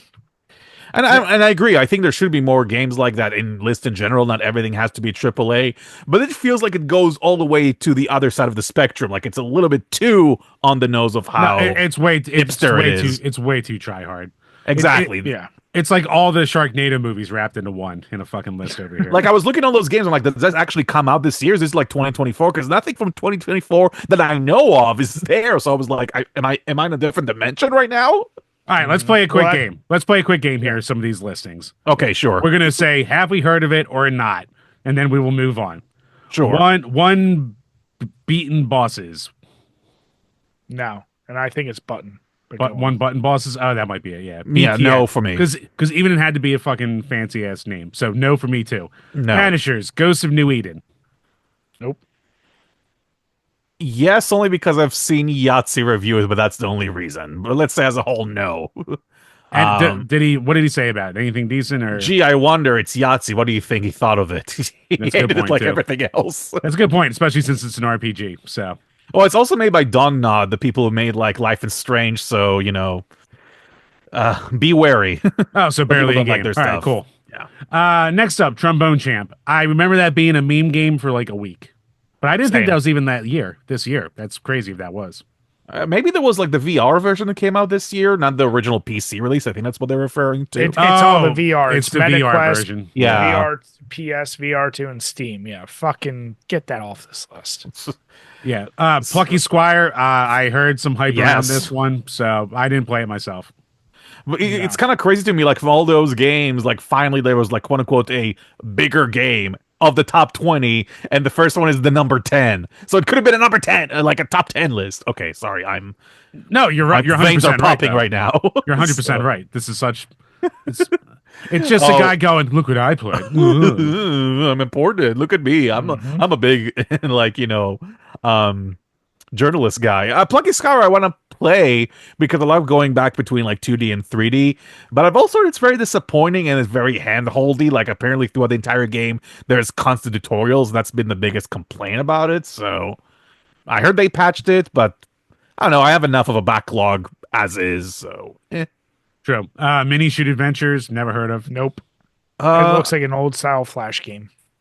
I heard it's okay. I heard very little things about it. Funny enough, I think I just watched someone review that game and they fell in love with it, but it doesn't call out to me personally. So Looks addictive. I like me a twin stick, but whatever. Yeah. I'm not going to go out of my way to play it. yeah, like the what's the name? The Stardust Alpha, I think, kind of like that. Right. What the hell are you laughing at from that? Why are you being a little giggle bitch right now?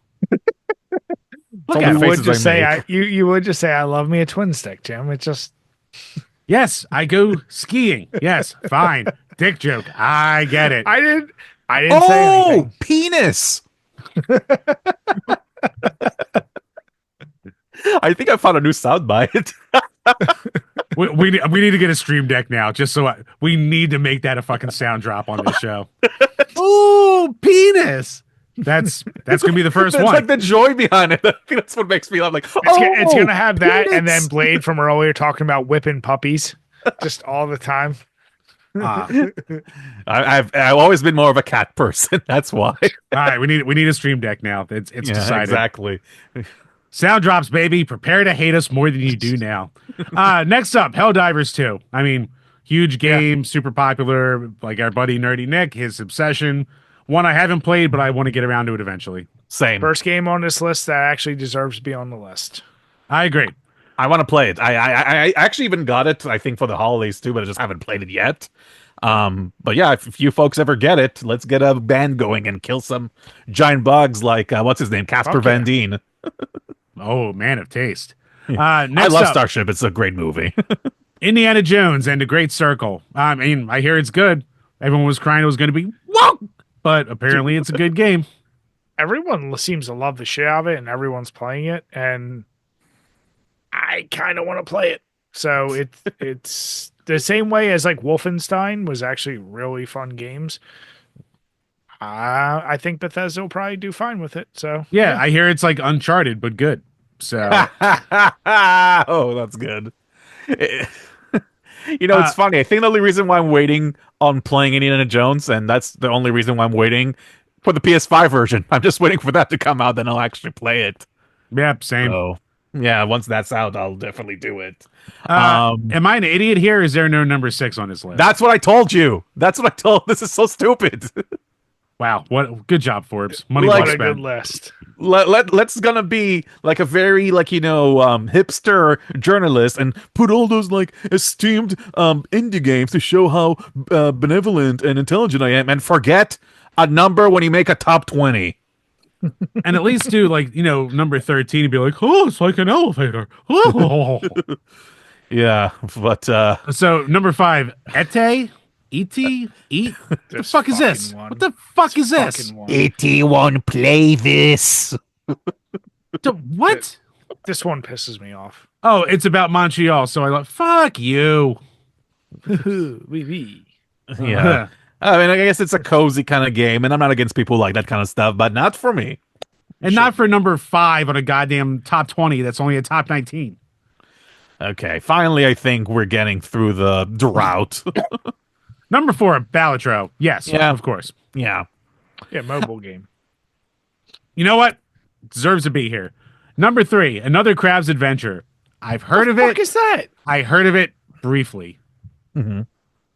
What is it? Like I looked at it, I'm like, okay, they made a cutesy fucking Souls like with crabs. Yeah, I was about to say it's crap souls, basically. that.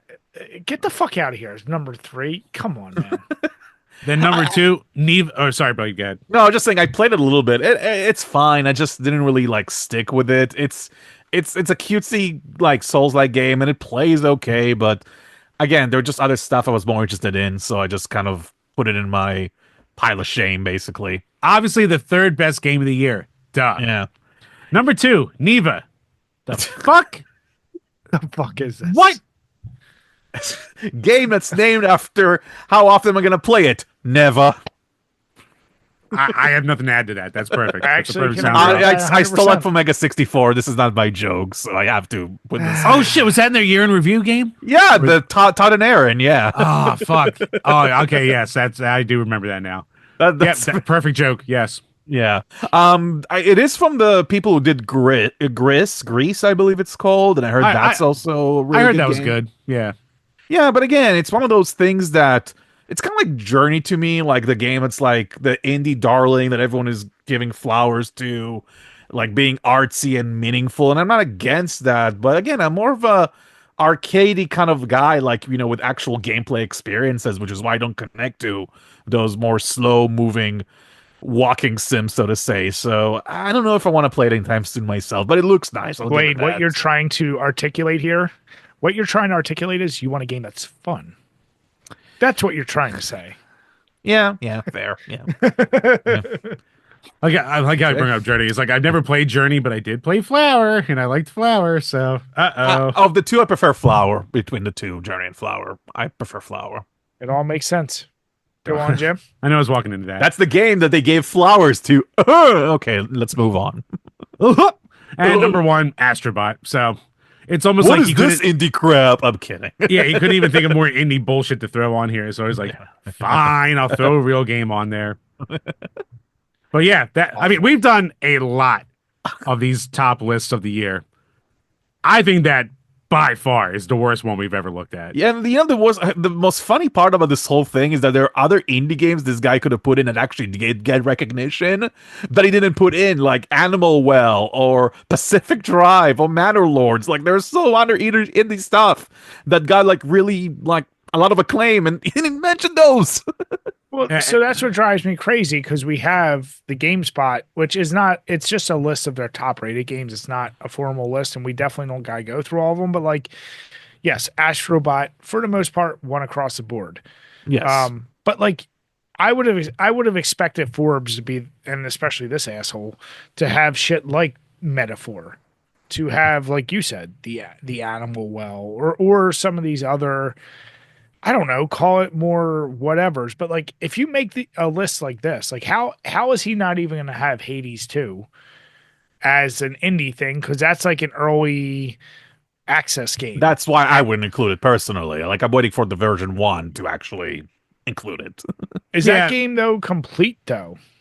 No, it's still in early access. Yeah, I've heard that there's no ending currently. Like they're still working on the actual ending, as far as I'm aware. So, Yeah, but it's pretty polished for early access. I'll give it that. So, but for any game list, and Jim and I, it's both on our list. But how are you not going to have the Black Myth Wukong on there? yeah, everyone loves that monkey game. I don't play with understand. the racism. Jesus Christ.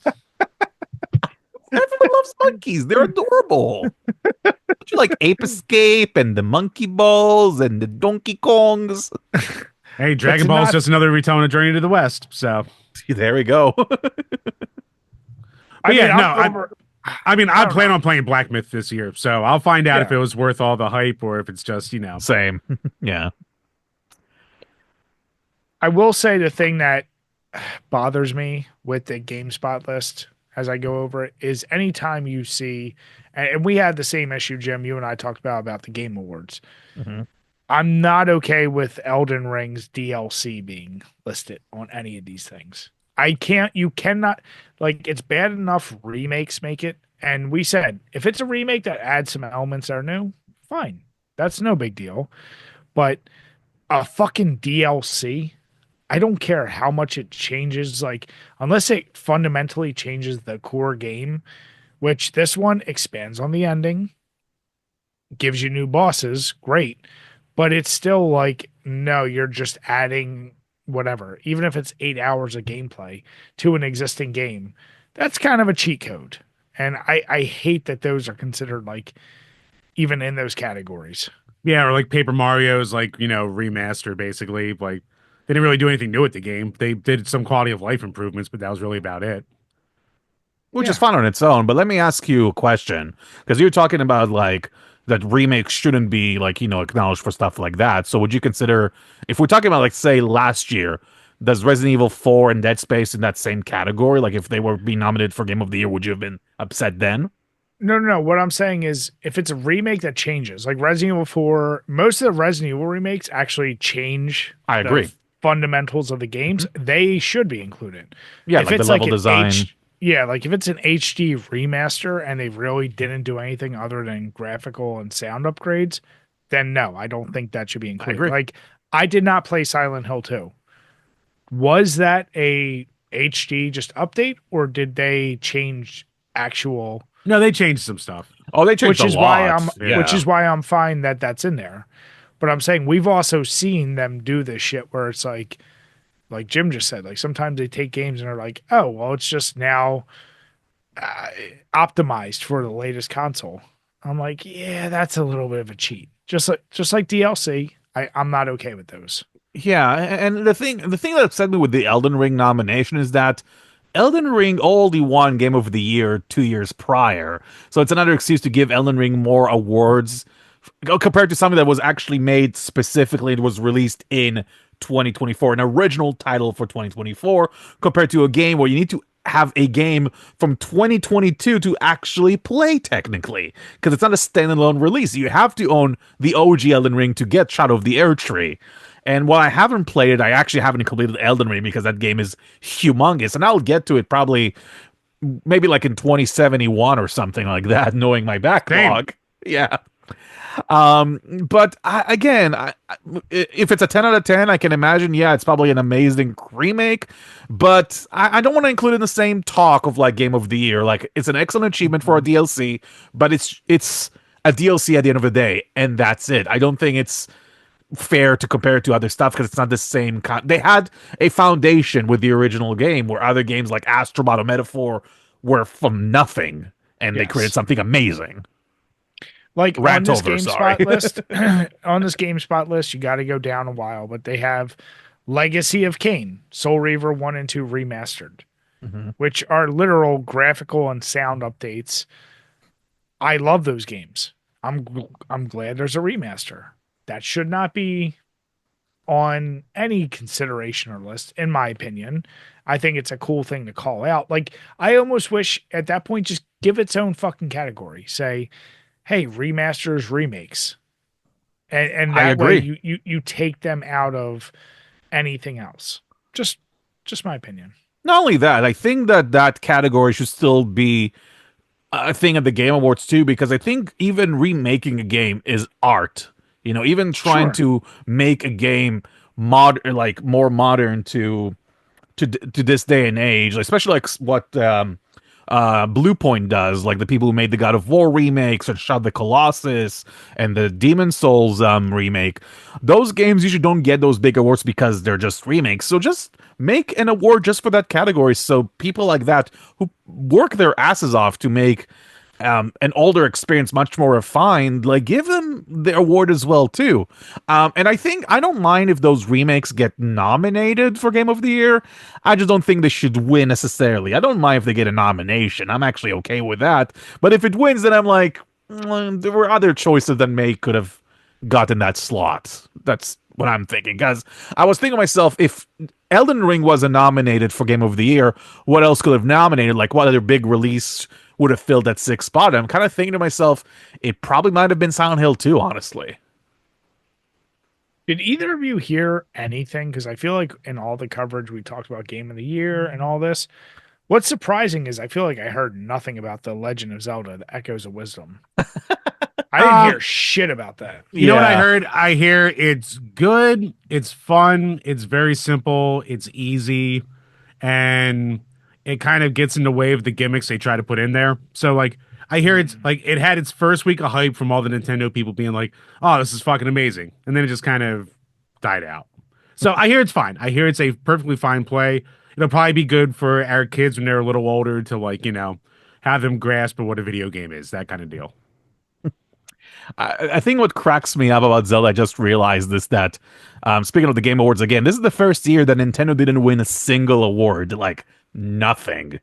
Because usually the family best family game is usually the Nintendo category. It's like the one time they win something, but then Astrobot happened.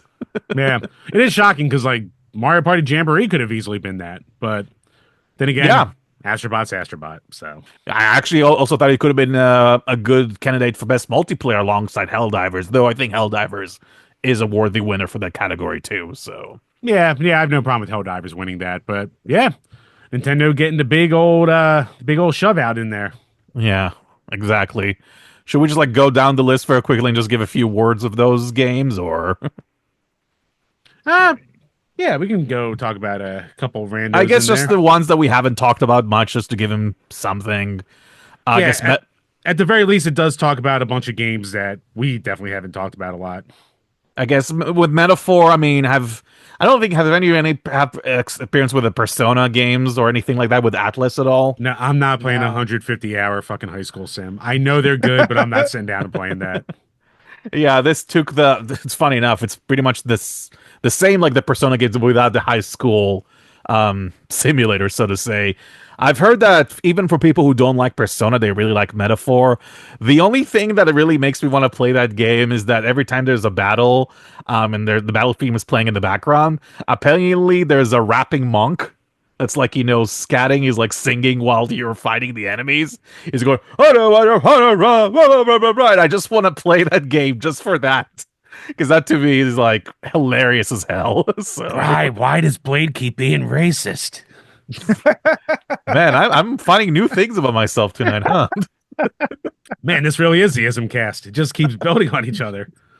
Hey, Jim, I may just help Atlas sell a few units here, don't. okay? Yeah, you know what? When you're right, you're right. Loreline the Laser Eyes. I think I heard of that like once, and that was it. It's supposed to be like a decent like puzzle s game, horror puzzle. I mean, I'm not a horror guy myself, so it's not like something that calls out to me. But I know you folks are big into that kind of stuff, like that aesthetic at I'm least. obsessed with horror, and this is one that passed by me. I'm kind of like, yeah, it's Layers of Fear. It's in that realm of, okay. I was not thrilled by it. Yeah, Prince of Okay. Persia: Lost Crown. That's on my list for the year. I hear it's a really good Metroidvania. So It's my number 3 from 2024 so far. I mean, I haven't finished everything of that year, but I absolutely loved it. And honestly, in a terrible year that Ubisoft has had, and it's so easy to rag on Ubisoft right now, that's like the shining jewel. That game is incredible. Probably up there with Sands of Time as the best game in the franchise, I would say. It's really oh, damn. fun. The movement mechanics are great.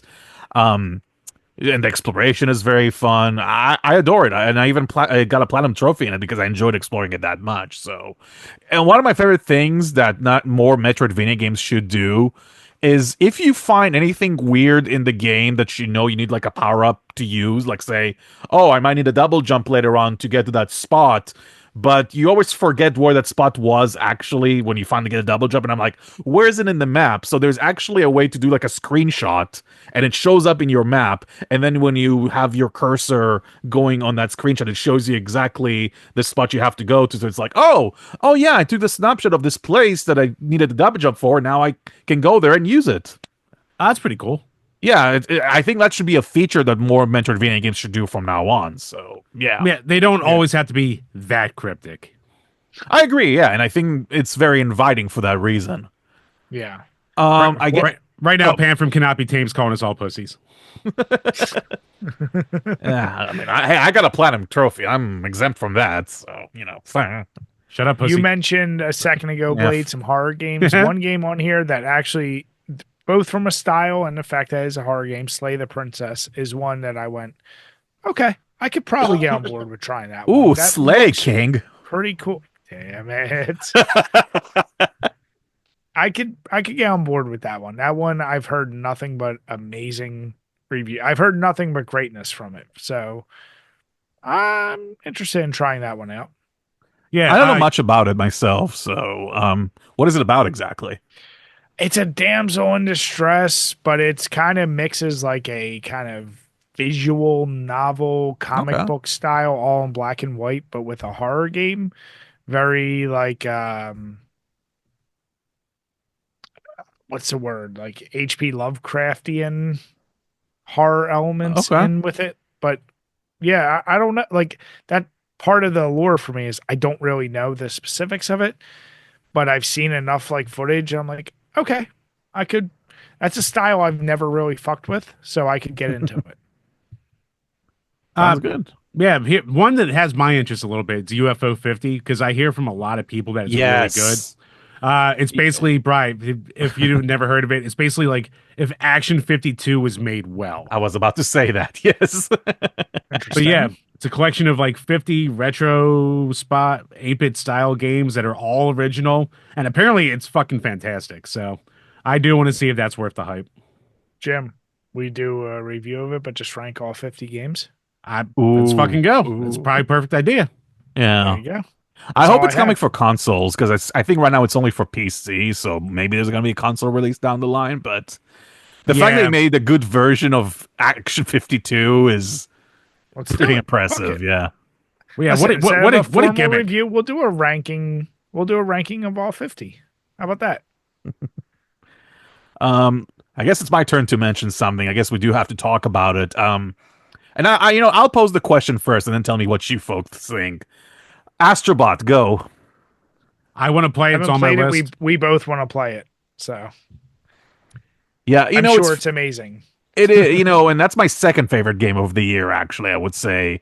And I was trying to come to a realization, why do I not love Astrobot like everyone else does? Because it is a really well-made platform game, and one of the reasons why I love it so much is that every level you have a different gimmick. Like, no gimmick repeats itself. Like, very few times they give you the same mechanic. Like, sometimes you have a double jump, sometimes you can inflate yourself so you can like fly and control yourself while you're like a giant balloon. So there are different elements to each level, which makes it very fresh throughout its entire runtime. And you know what? Sometimes I don't mind if a game doesn't go for like 50 hours. Sometimes even if it's just like, a 10-hour game that's just very distilled, fun without any filler, I'll take it. It's great. The only reason why I'm not as in love with it is because I kind of played Astrobot before with the Playroom game that came with the PS5, and also with the VR game. I'm not sure. I'm not sure if you remember the VR Astro Rescue Mission. Yeah. So it's like that's the only reason why. Like a lot of people are kind of discovering Astrobot for the first time. That's why they're all kind of wowed by it, and I'm like, I love it, but it's like I've done this before, so it's like I'm not as enthralled by it. But I'm glad a 3D platformer can be an industry darling, despite the fact that a lot of people say that genre is dead. So. Yeah. And it's actually shocking how many people have not played Astro's Playroom when it comes with the PS5. Yes, which is crazy because I tell my friends who also played Astrobot, like, you realize there was another game you could play, and they're like, what?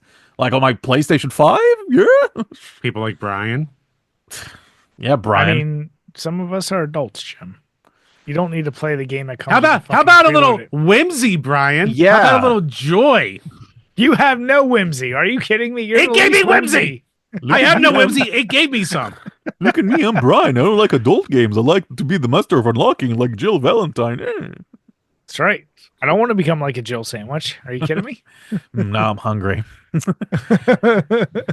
but again, with Astrobot, it's a love letter to PlayStation, and I always liked all the references they had. I think I've done that Leonardo DiCaprio meme, like the whole thing, when he points at the screen so many times when I saw something I recognized. The only unfortunate thing, it also reminds you of how many IPs Sony left to die throughout the years. So I hope the success of Astrobot is Sony getting a wake-up call. Hey, those other franchises also deserve some games. I don't care if they're not like, Spider-Man 2, like with a $200 million budget. If they're small scale games that are shorter, I'm fine with that. But we want to see more of that PlayStation brand. I hope this might usher that era. I sure hope so.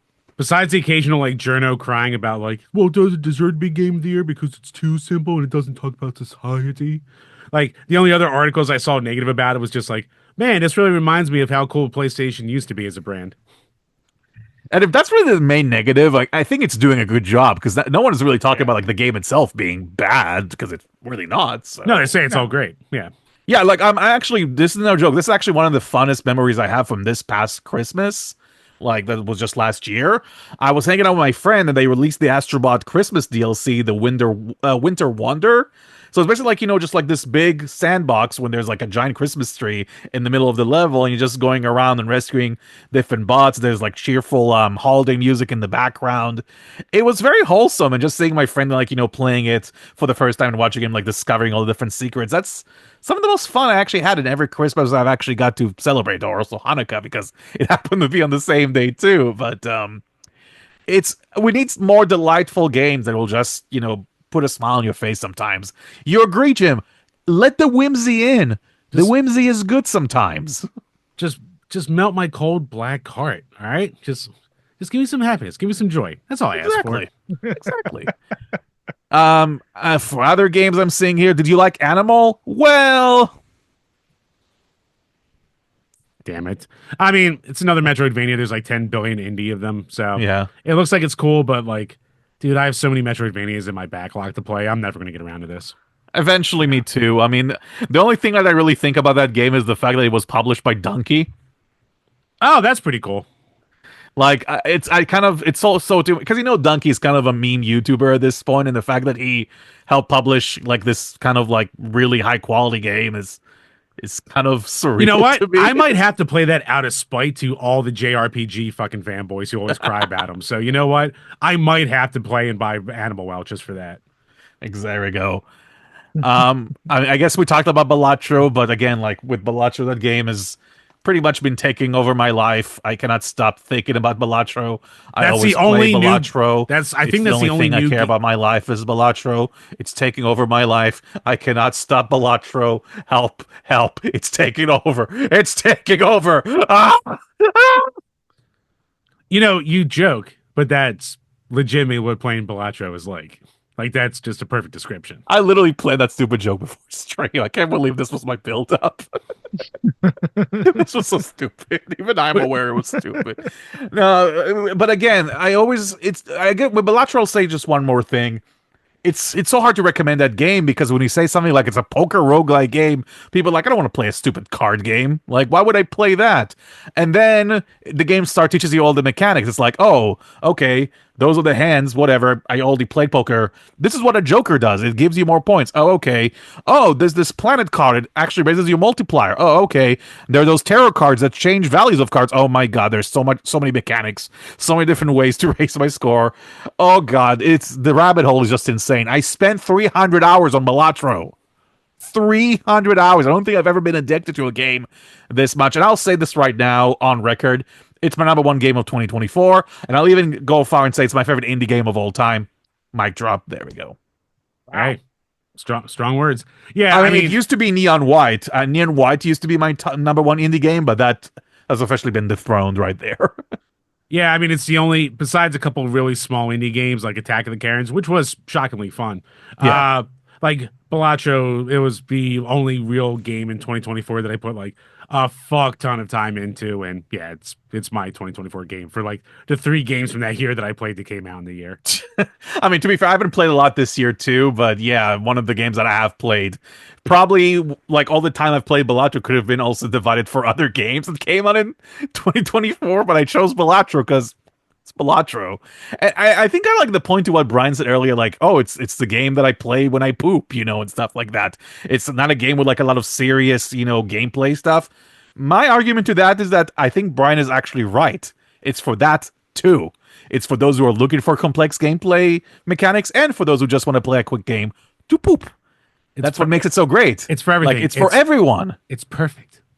What's your counter argument to that, mister? It's just fucking poker. You might as well just have it installed on every PC like Solitaire. It's Minesweeper. You know what? You should have it installed on every PC because it's perfect. Here's the deal. This is a you're not going to like hearing this. I recognize the addictive nature, but it's a flash in a pan. It's basically Flappy Bird. It's Candy Crush, but it won't get the same numbers. At the end of the day, for 2024, there is for so much more. For 2024, it will be a game of the year, but Among Us was a game like that. Like all these games, in 2 years, everyone's going to be like, oh yeah, that was that thing I played for a while. It's not going to be in like 10 years. So no one's going to be like, I found this hidden gem in this fucking card game. No, everyone's going to be like, oh yeah, that was another one of those really addictive roguelikes. Well, that's like fine. Every indie game. I mean, but my point is, it's a flash in a pan for 2024. By mid 2025, the numbers that are of people actually playing that will be down to the obviously, same number of people who. So what I'm saying is, I'm all for games that are the flash in a pan versus games that have staying power. It has no staying power, is my point. I don't know. Tell it to my playtime of 300 hours about staying power. I disagree there. But then I like how Brian calls me a contrarian. Brian calls me a contrarian, and then he's dropping this hot take over here. I'm with the Airthorn with that one. Jim, you had Slay the Spire. You had Slay the Spire, and you're like, this game, I'm never going to get more addictive. All you need is the next roguelike that has semi-simple enough mechanics that offer roguelike elements, and you'll be like, this is the best game ever. Like, you guys are chasing that addiction versus it's poker. Well, I mean, it has multipliers. When you really boil it down, you just said it, Blade. You're chasing the multiplier, right? The game mechanics do not change at all. You're playing the same hands over and over. You're just hoping, hey, I'm buying this pack. I hope I get that Neptune or this Earth card or whatever. And I'm going to strategize it. I'm going to go for a 3 of a kind, 4 of a kind, whatever your strategy is, right? At the end of the day, there will be a game, a roguelike, that'll be just as simple. It'll be like play fucking Jenga, but roguelike. And you're going to be like, this is the best game ever. So I'm saying it's very easily replaced. That's all I'm saying. No, It's it could be. It's a rom-com in the world of movies. That's all it is. It's the hot thing for right now, and it'll go away. That's it. So it's like the Wedding Crashers of video games. Is what you're saying? It's Anchorman. It's Anchorman from back then. I wouldn't say Anchorman. Quote, Don't bring Anchorman. Yeah, I said Wedding Crashers for a reason. Well, yeah, Wedding Crashers is probably a better analysis, but I don't know. Anchorman's pretty fun. I'm just saying, it's not going to be a game in 20 years anyone's going to even think about. It'll be replaced very easily. Time will tell, but I think the simplicity is also the reason why the game still work, is because you can introduce it to so many people and it's very easy to get the mechanics right away. Some would argue 2020 2024 gaming was all about simplicity. Look at Astrobot winning. Look at Boucher. Everyone won simplicity in 2024. You got it. I'm not saying it's a bad thing. I'm just saying let's not pretend this is the deepest game. Let's just acknowledge it's very addictive, and I do agree it's addictive. I'm just saying let's stop acting like there's layers, like calm your tits. It's there are, but also could it just be the people that are most addicted to it? You just tend to like very addictive style games and you're just chasing a score. That's all I'm saying. I mean, I agree. I mean, I think there are layers, but I'm not going to pretend, that's like, the deepest thing in the world, but there are definitely layers that keep me coming back. But like you said yourself, time will tell to see how much people will actually play Balatro down the line. At this moment, as of today, I love this game, but I'm not sure if I'm going to play it for the rest of my life. But let's say if I'm stuck at a airport or whatever and I'm bored, sure, I can boot it up on my phone and play it for a few minutes just to pass the time. And I think for that, it does a great job. But I think also to your point, like, I think the reason why people like celebrating Balatro and Astrobot, it's maybe also like the counter of like bloatiness of like AAA as of late, because you notice like some other games that were pretty quote unquote big, like Star Wars Outlaws or Concord or Kill the Suicide Squad, is supposed to be those giant game with giant budgets, like lopping hard. Yeah, and that's I look at all these as like maybe that's a sign of what people want now. You want simplicity. You're tired of the big stories. You're tired of the big open world games. You want to go back to like, I want very simplistic, don't really need to think about it, gameplay mechanics. They're there, but like you don't want to dive into a story. You don't want to dive into all these other things. I get it.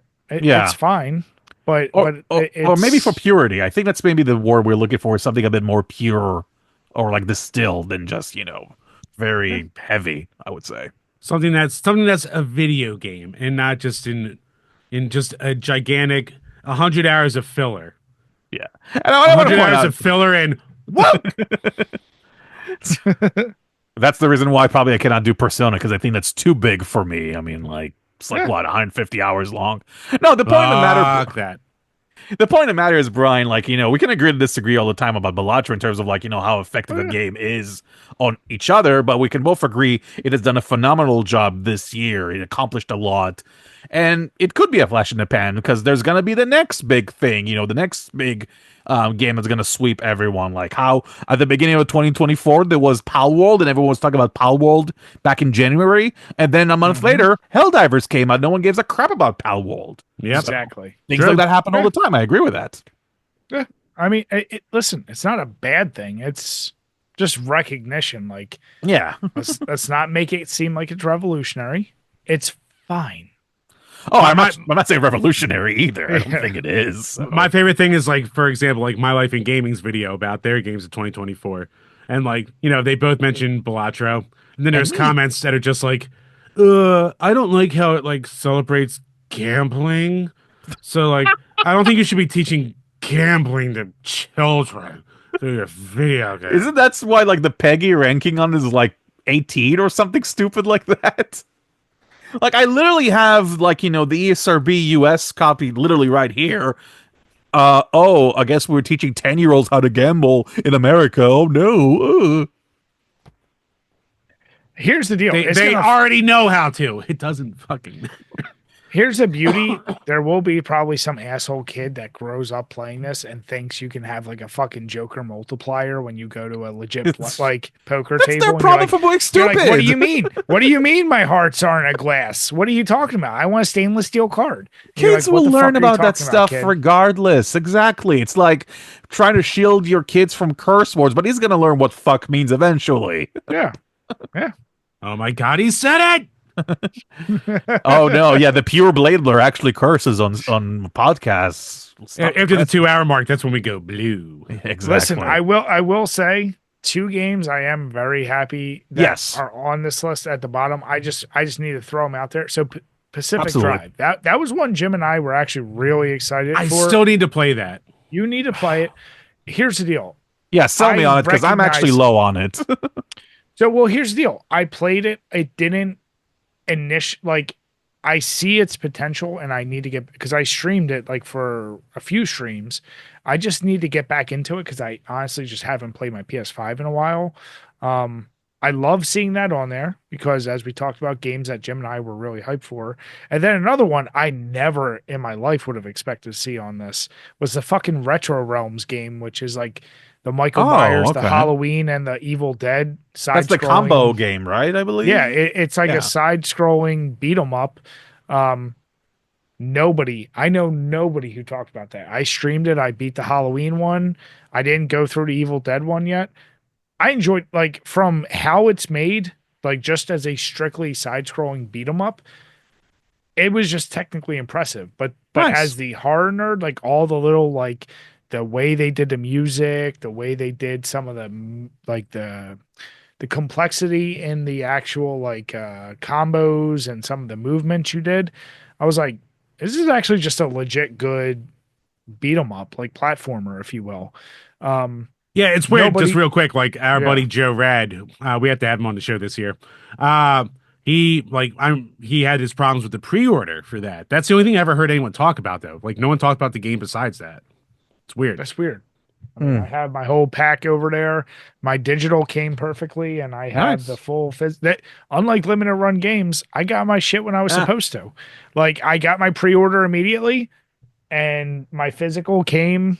Like they said, hey, it's probably not going to come to whatever. Say I ordered it in October, and it said it's going to be January. I got it in January. I don't know. I don't remember the exact dates, but they delivered when They're being transparent about it. Yeah. Then I So respect we're that. we're 7 days into January. No, I'm using examples, but I'm saying I had no issue with them. So I don't know what Joe's issues were, but It was with the PlayStation version. I think Xbox versions no one bought, so you probably had no problems.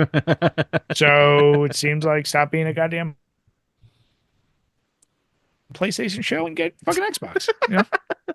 Am I You're wrong? right. You're right. When Yeah, I guess join the dark side. So those were just 2. I'm just pointing out that like of any list I've never expected to see on anything. So I was just happy. Once again, this is just their listing. They're like games that got 10s and 8s. So I was happy to see that on here.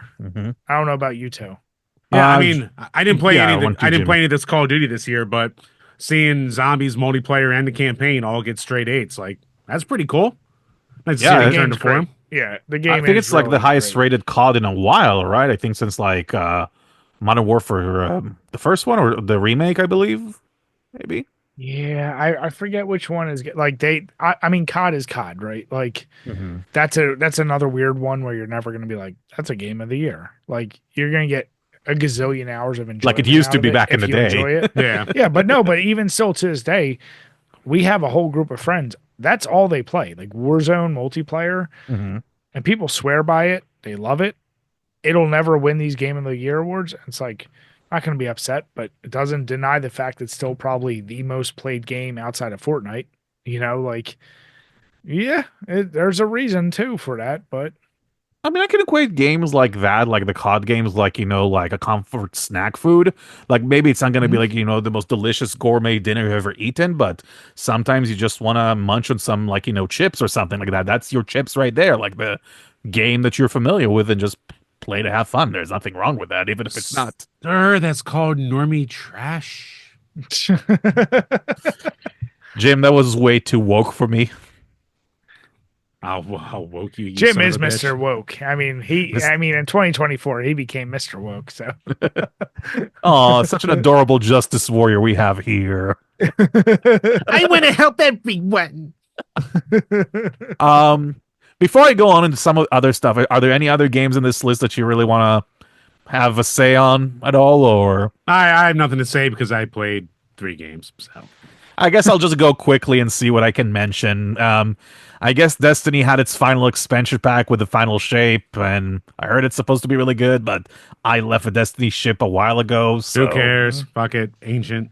Don't matter. I have a friend who really adores Dragon's Dogma 2. Have you ever played the original game at all? No, that's one I heard a lot about, but I never touched.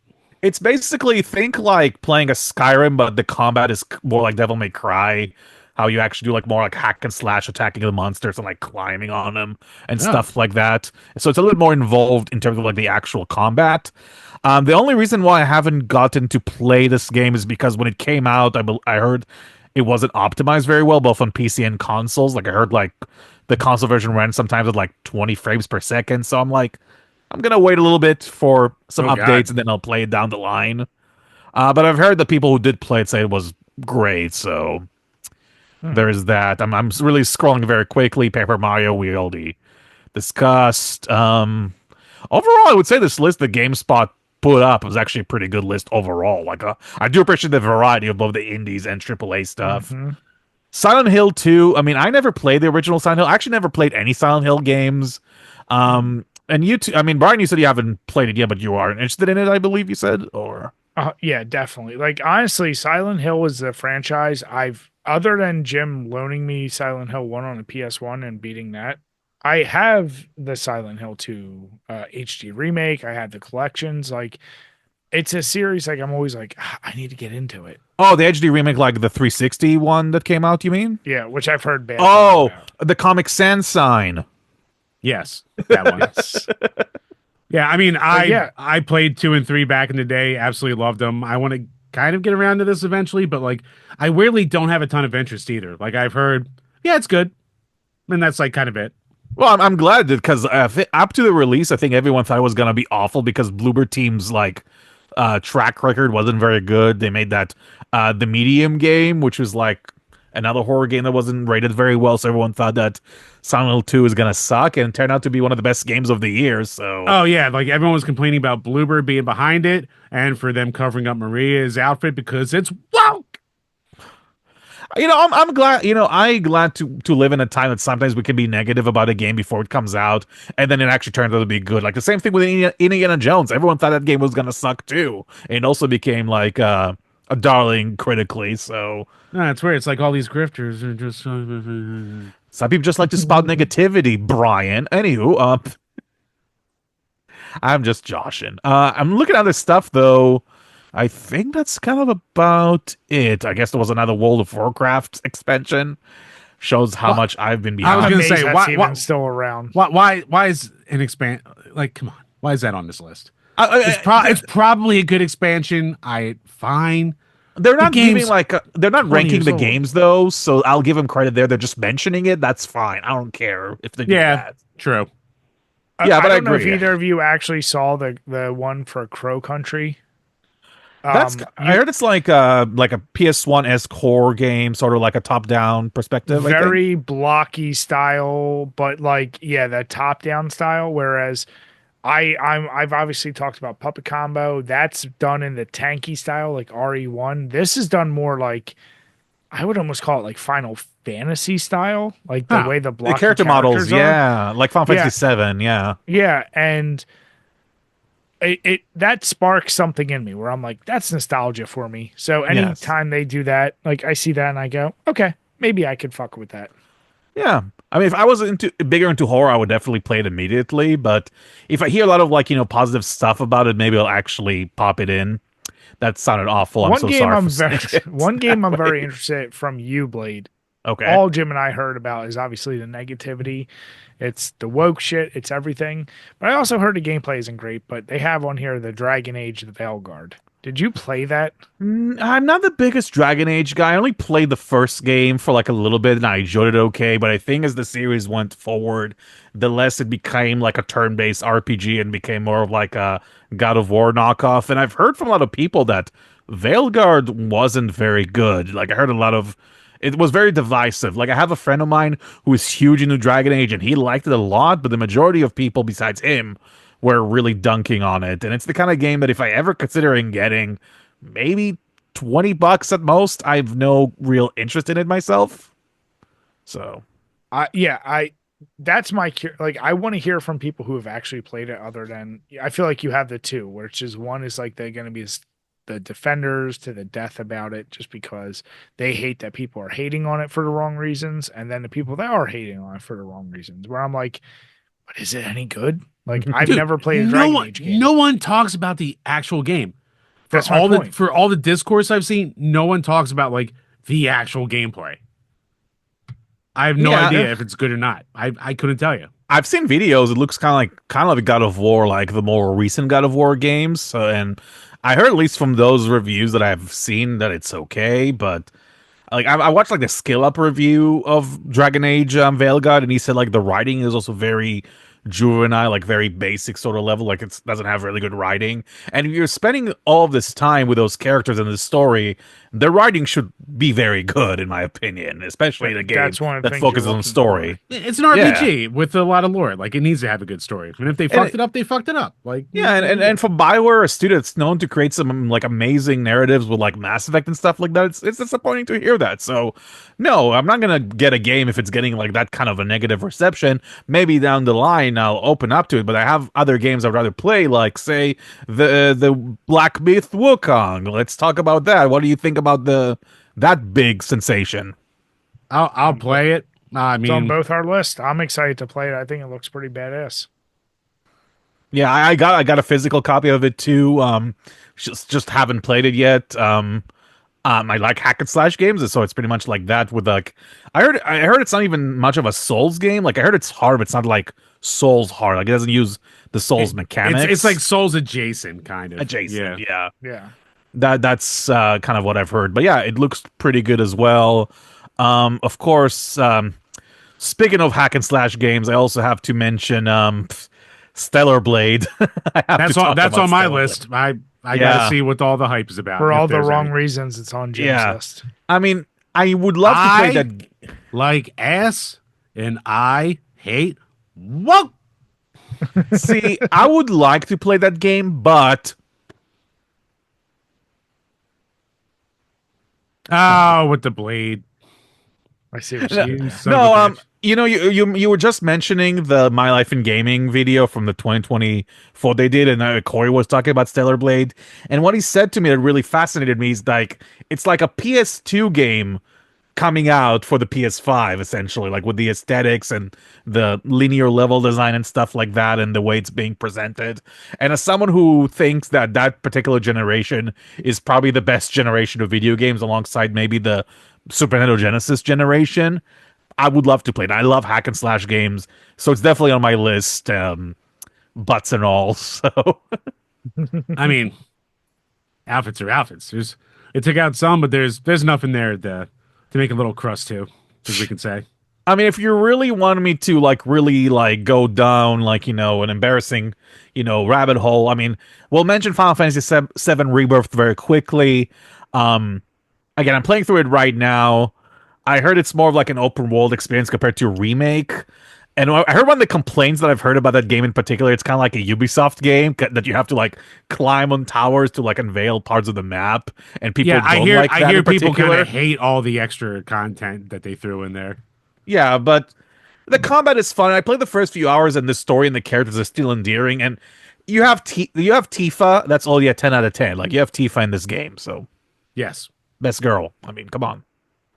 Queen waifu. Don't you dare say Yuffie to me. I mean, that's who's got to win the real game awards when the awards come out. So I mean, obviously, Exactly. Yeah, a lot of the other stuff here, they're just mentioning, like Brian said, a lot of remastering, like Legacy of Kain and Marvel vs. Capcom Fighting Collection. So a lot of stuff that really isn't new stuff, but they're good releases. I think the last game that I think I can talk about that I really had a lot of experience with, actually two more. I'll mention Space Marine 2. I heard that's also supposed to be. Speaking of, if Celebrate is a game that harkens back to PS2 era, I heard Space Marine harkens back to PS3 360 era, like those kind of games, like Gears of War and that's kind of stuff. Which I need to play the original Space Marine game because I heard that game is really fun. And I'm actually glad, that a game like Space Marine that's based on, like, let's be real, not everyone here plays Warhammer. I don't play that game at all, like the tabletop stuff. No. But I like shooters, and I like, grabbing, bug creatures, like tearing them down like limb by limb. I mean, that seems pretty fun to me. So I definitely would love to play that. But I think the last game I want to bring up very quickly that means a lot to me is Tekken 8. Tekken 8 is Tekken great. Are you big at all into Tekken? Did any of you play Tekken at all? Oh yeah, I- we both love. We haven't played it in a while, but I can speak for both of us in saying we both grew up playing most of them, and I think we both stopped probably around the same time in the PS3 era. Yeah, so like Tekken 6-ish, sort of. Yeah, six is the last I played. I have the collector's edition with the Hori stick and all. I have 7. I haven't gotten around to playing it yet. The thing I will say about 8 that's like the best thing about 8 is that it's the best story mode in a fighting game that's not made by NetherRealm Studios.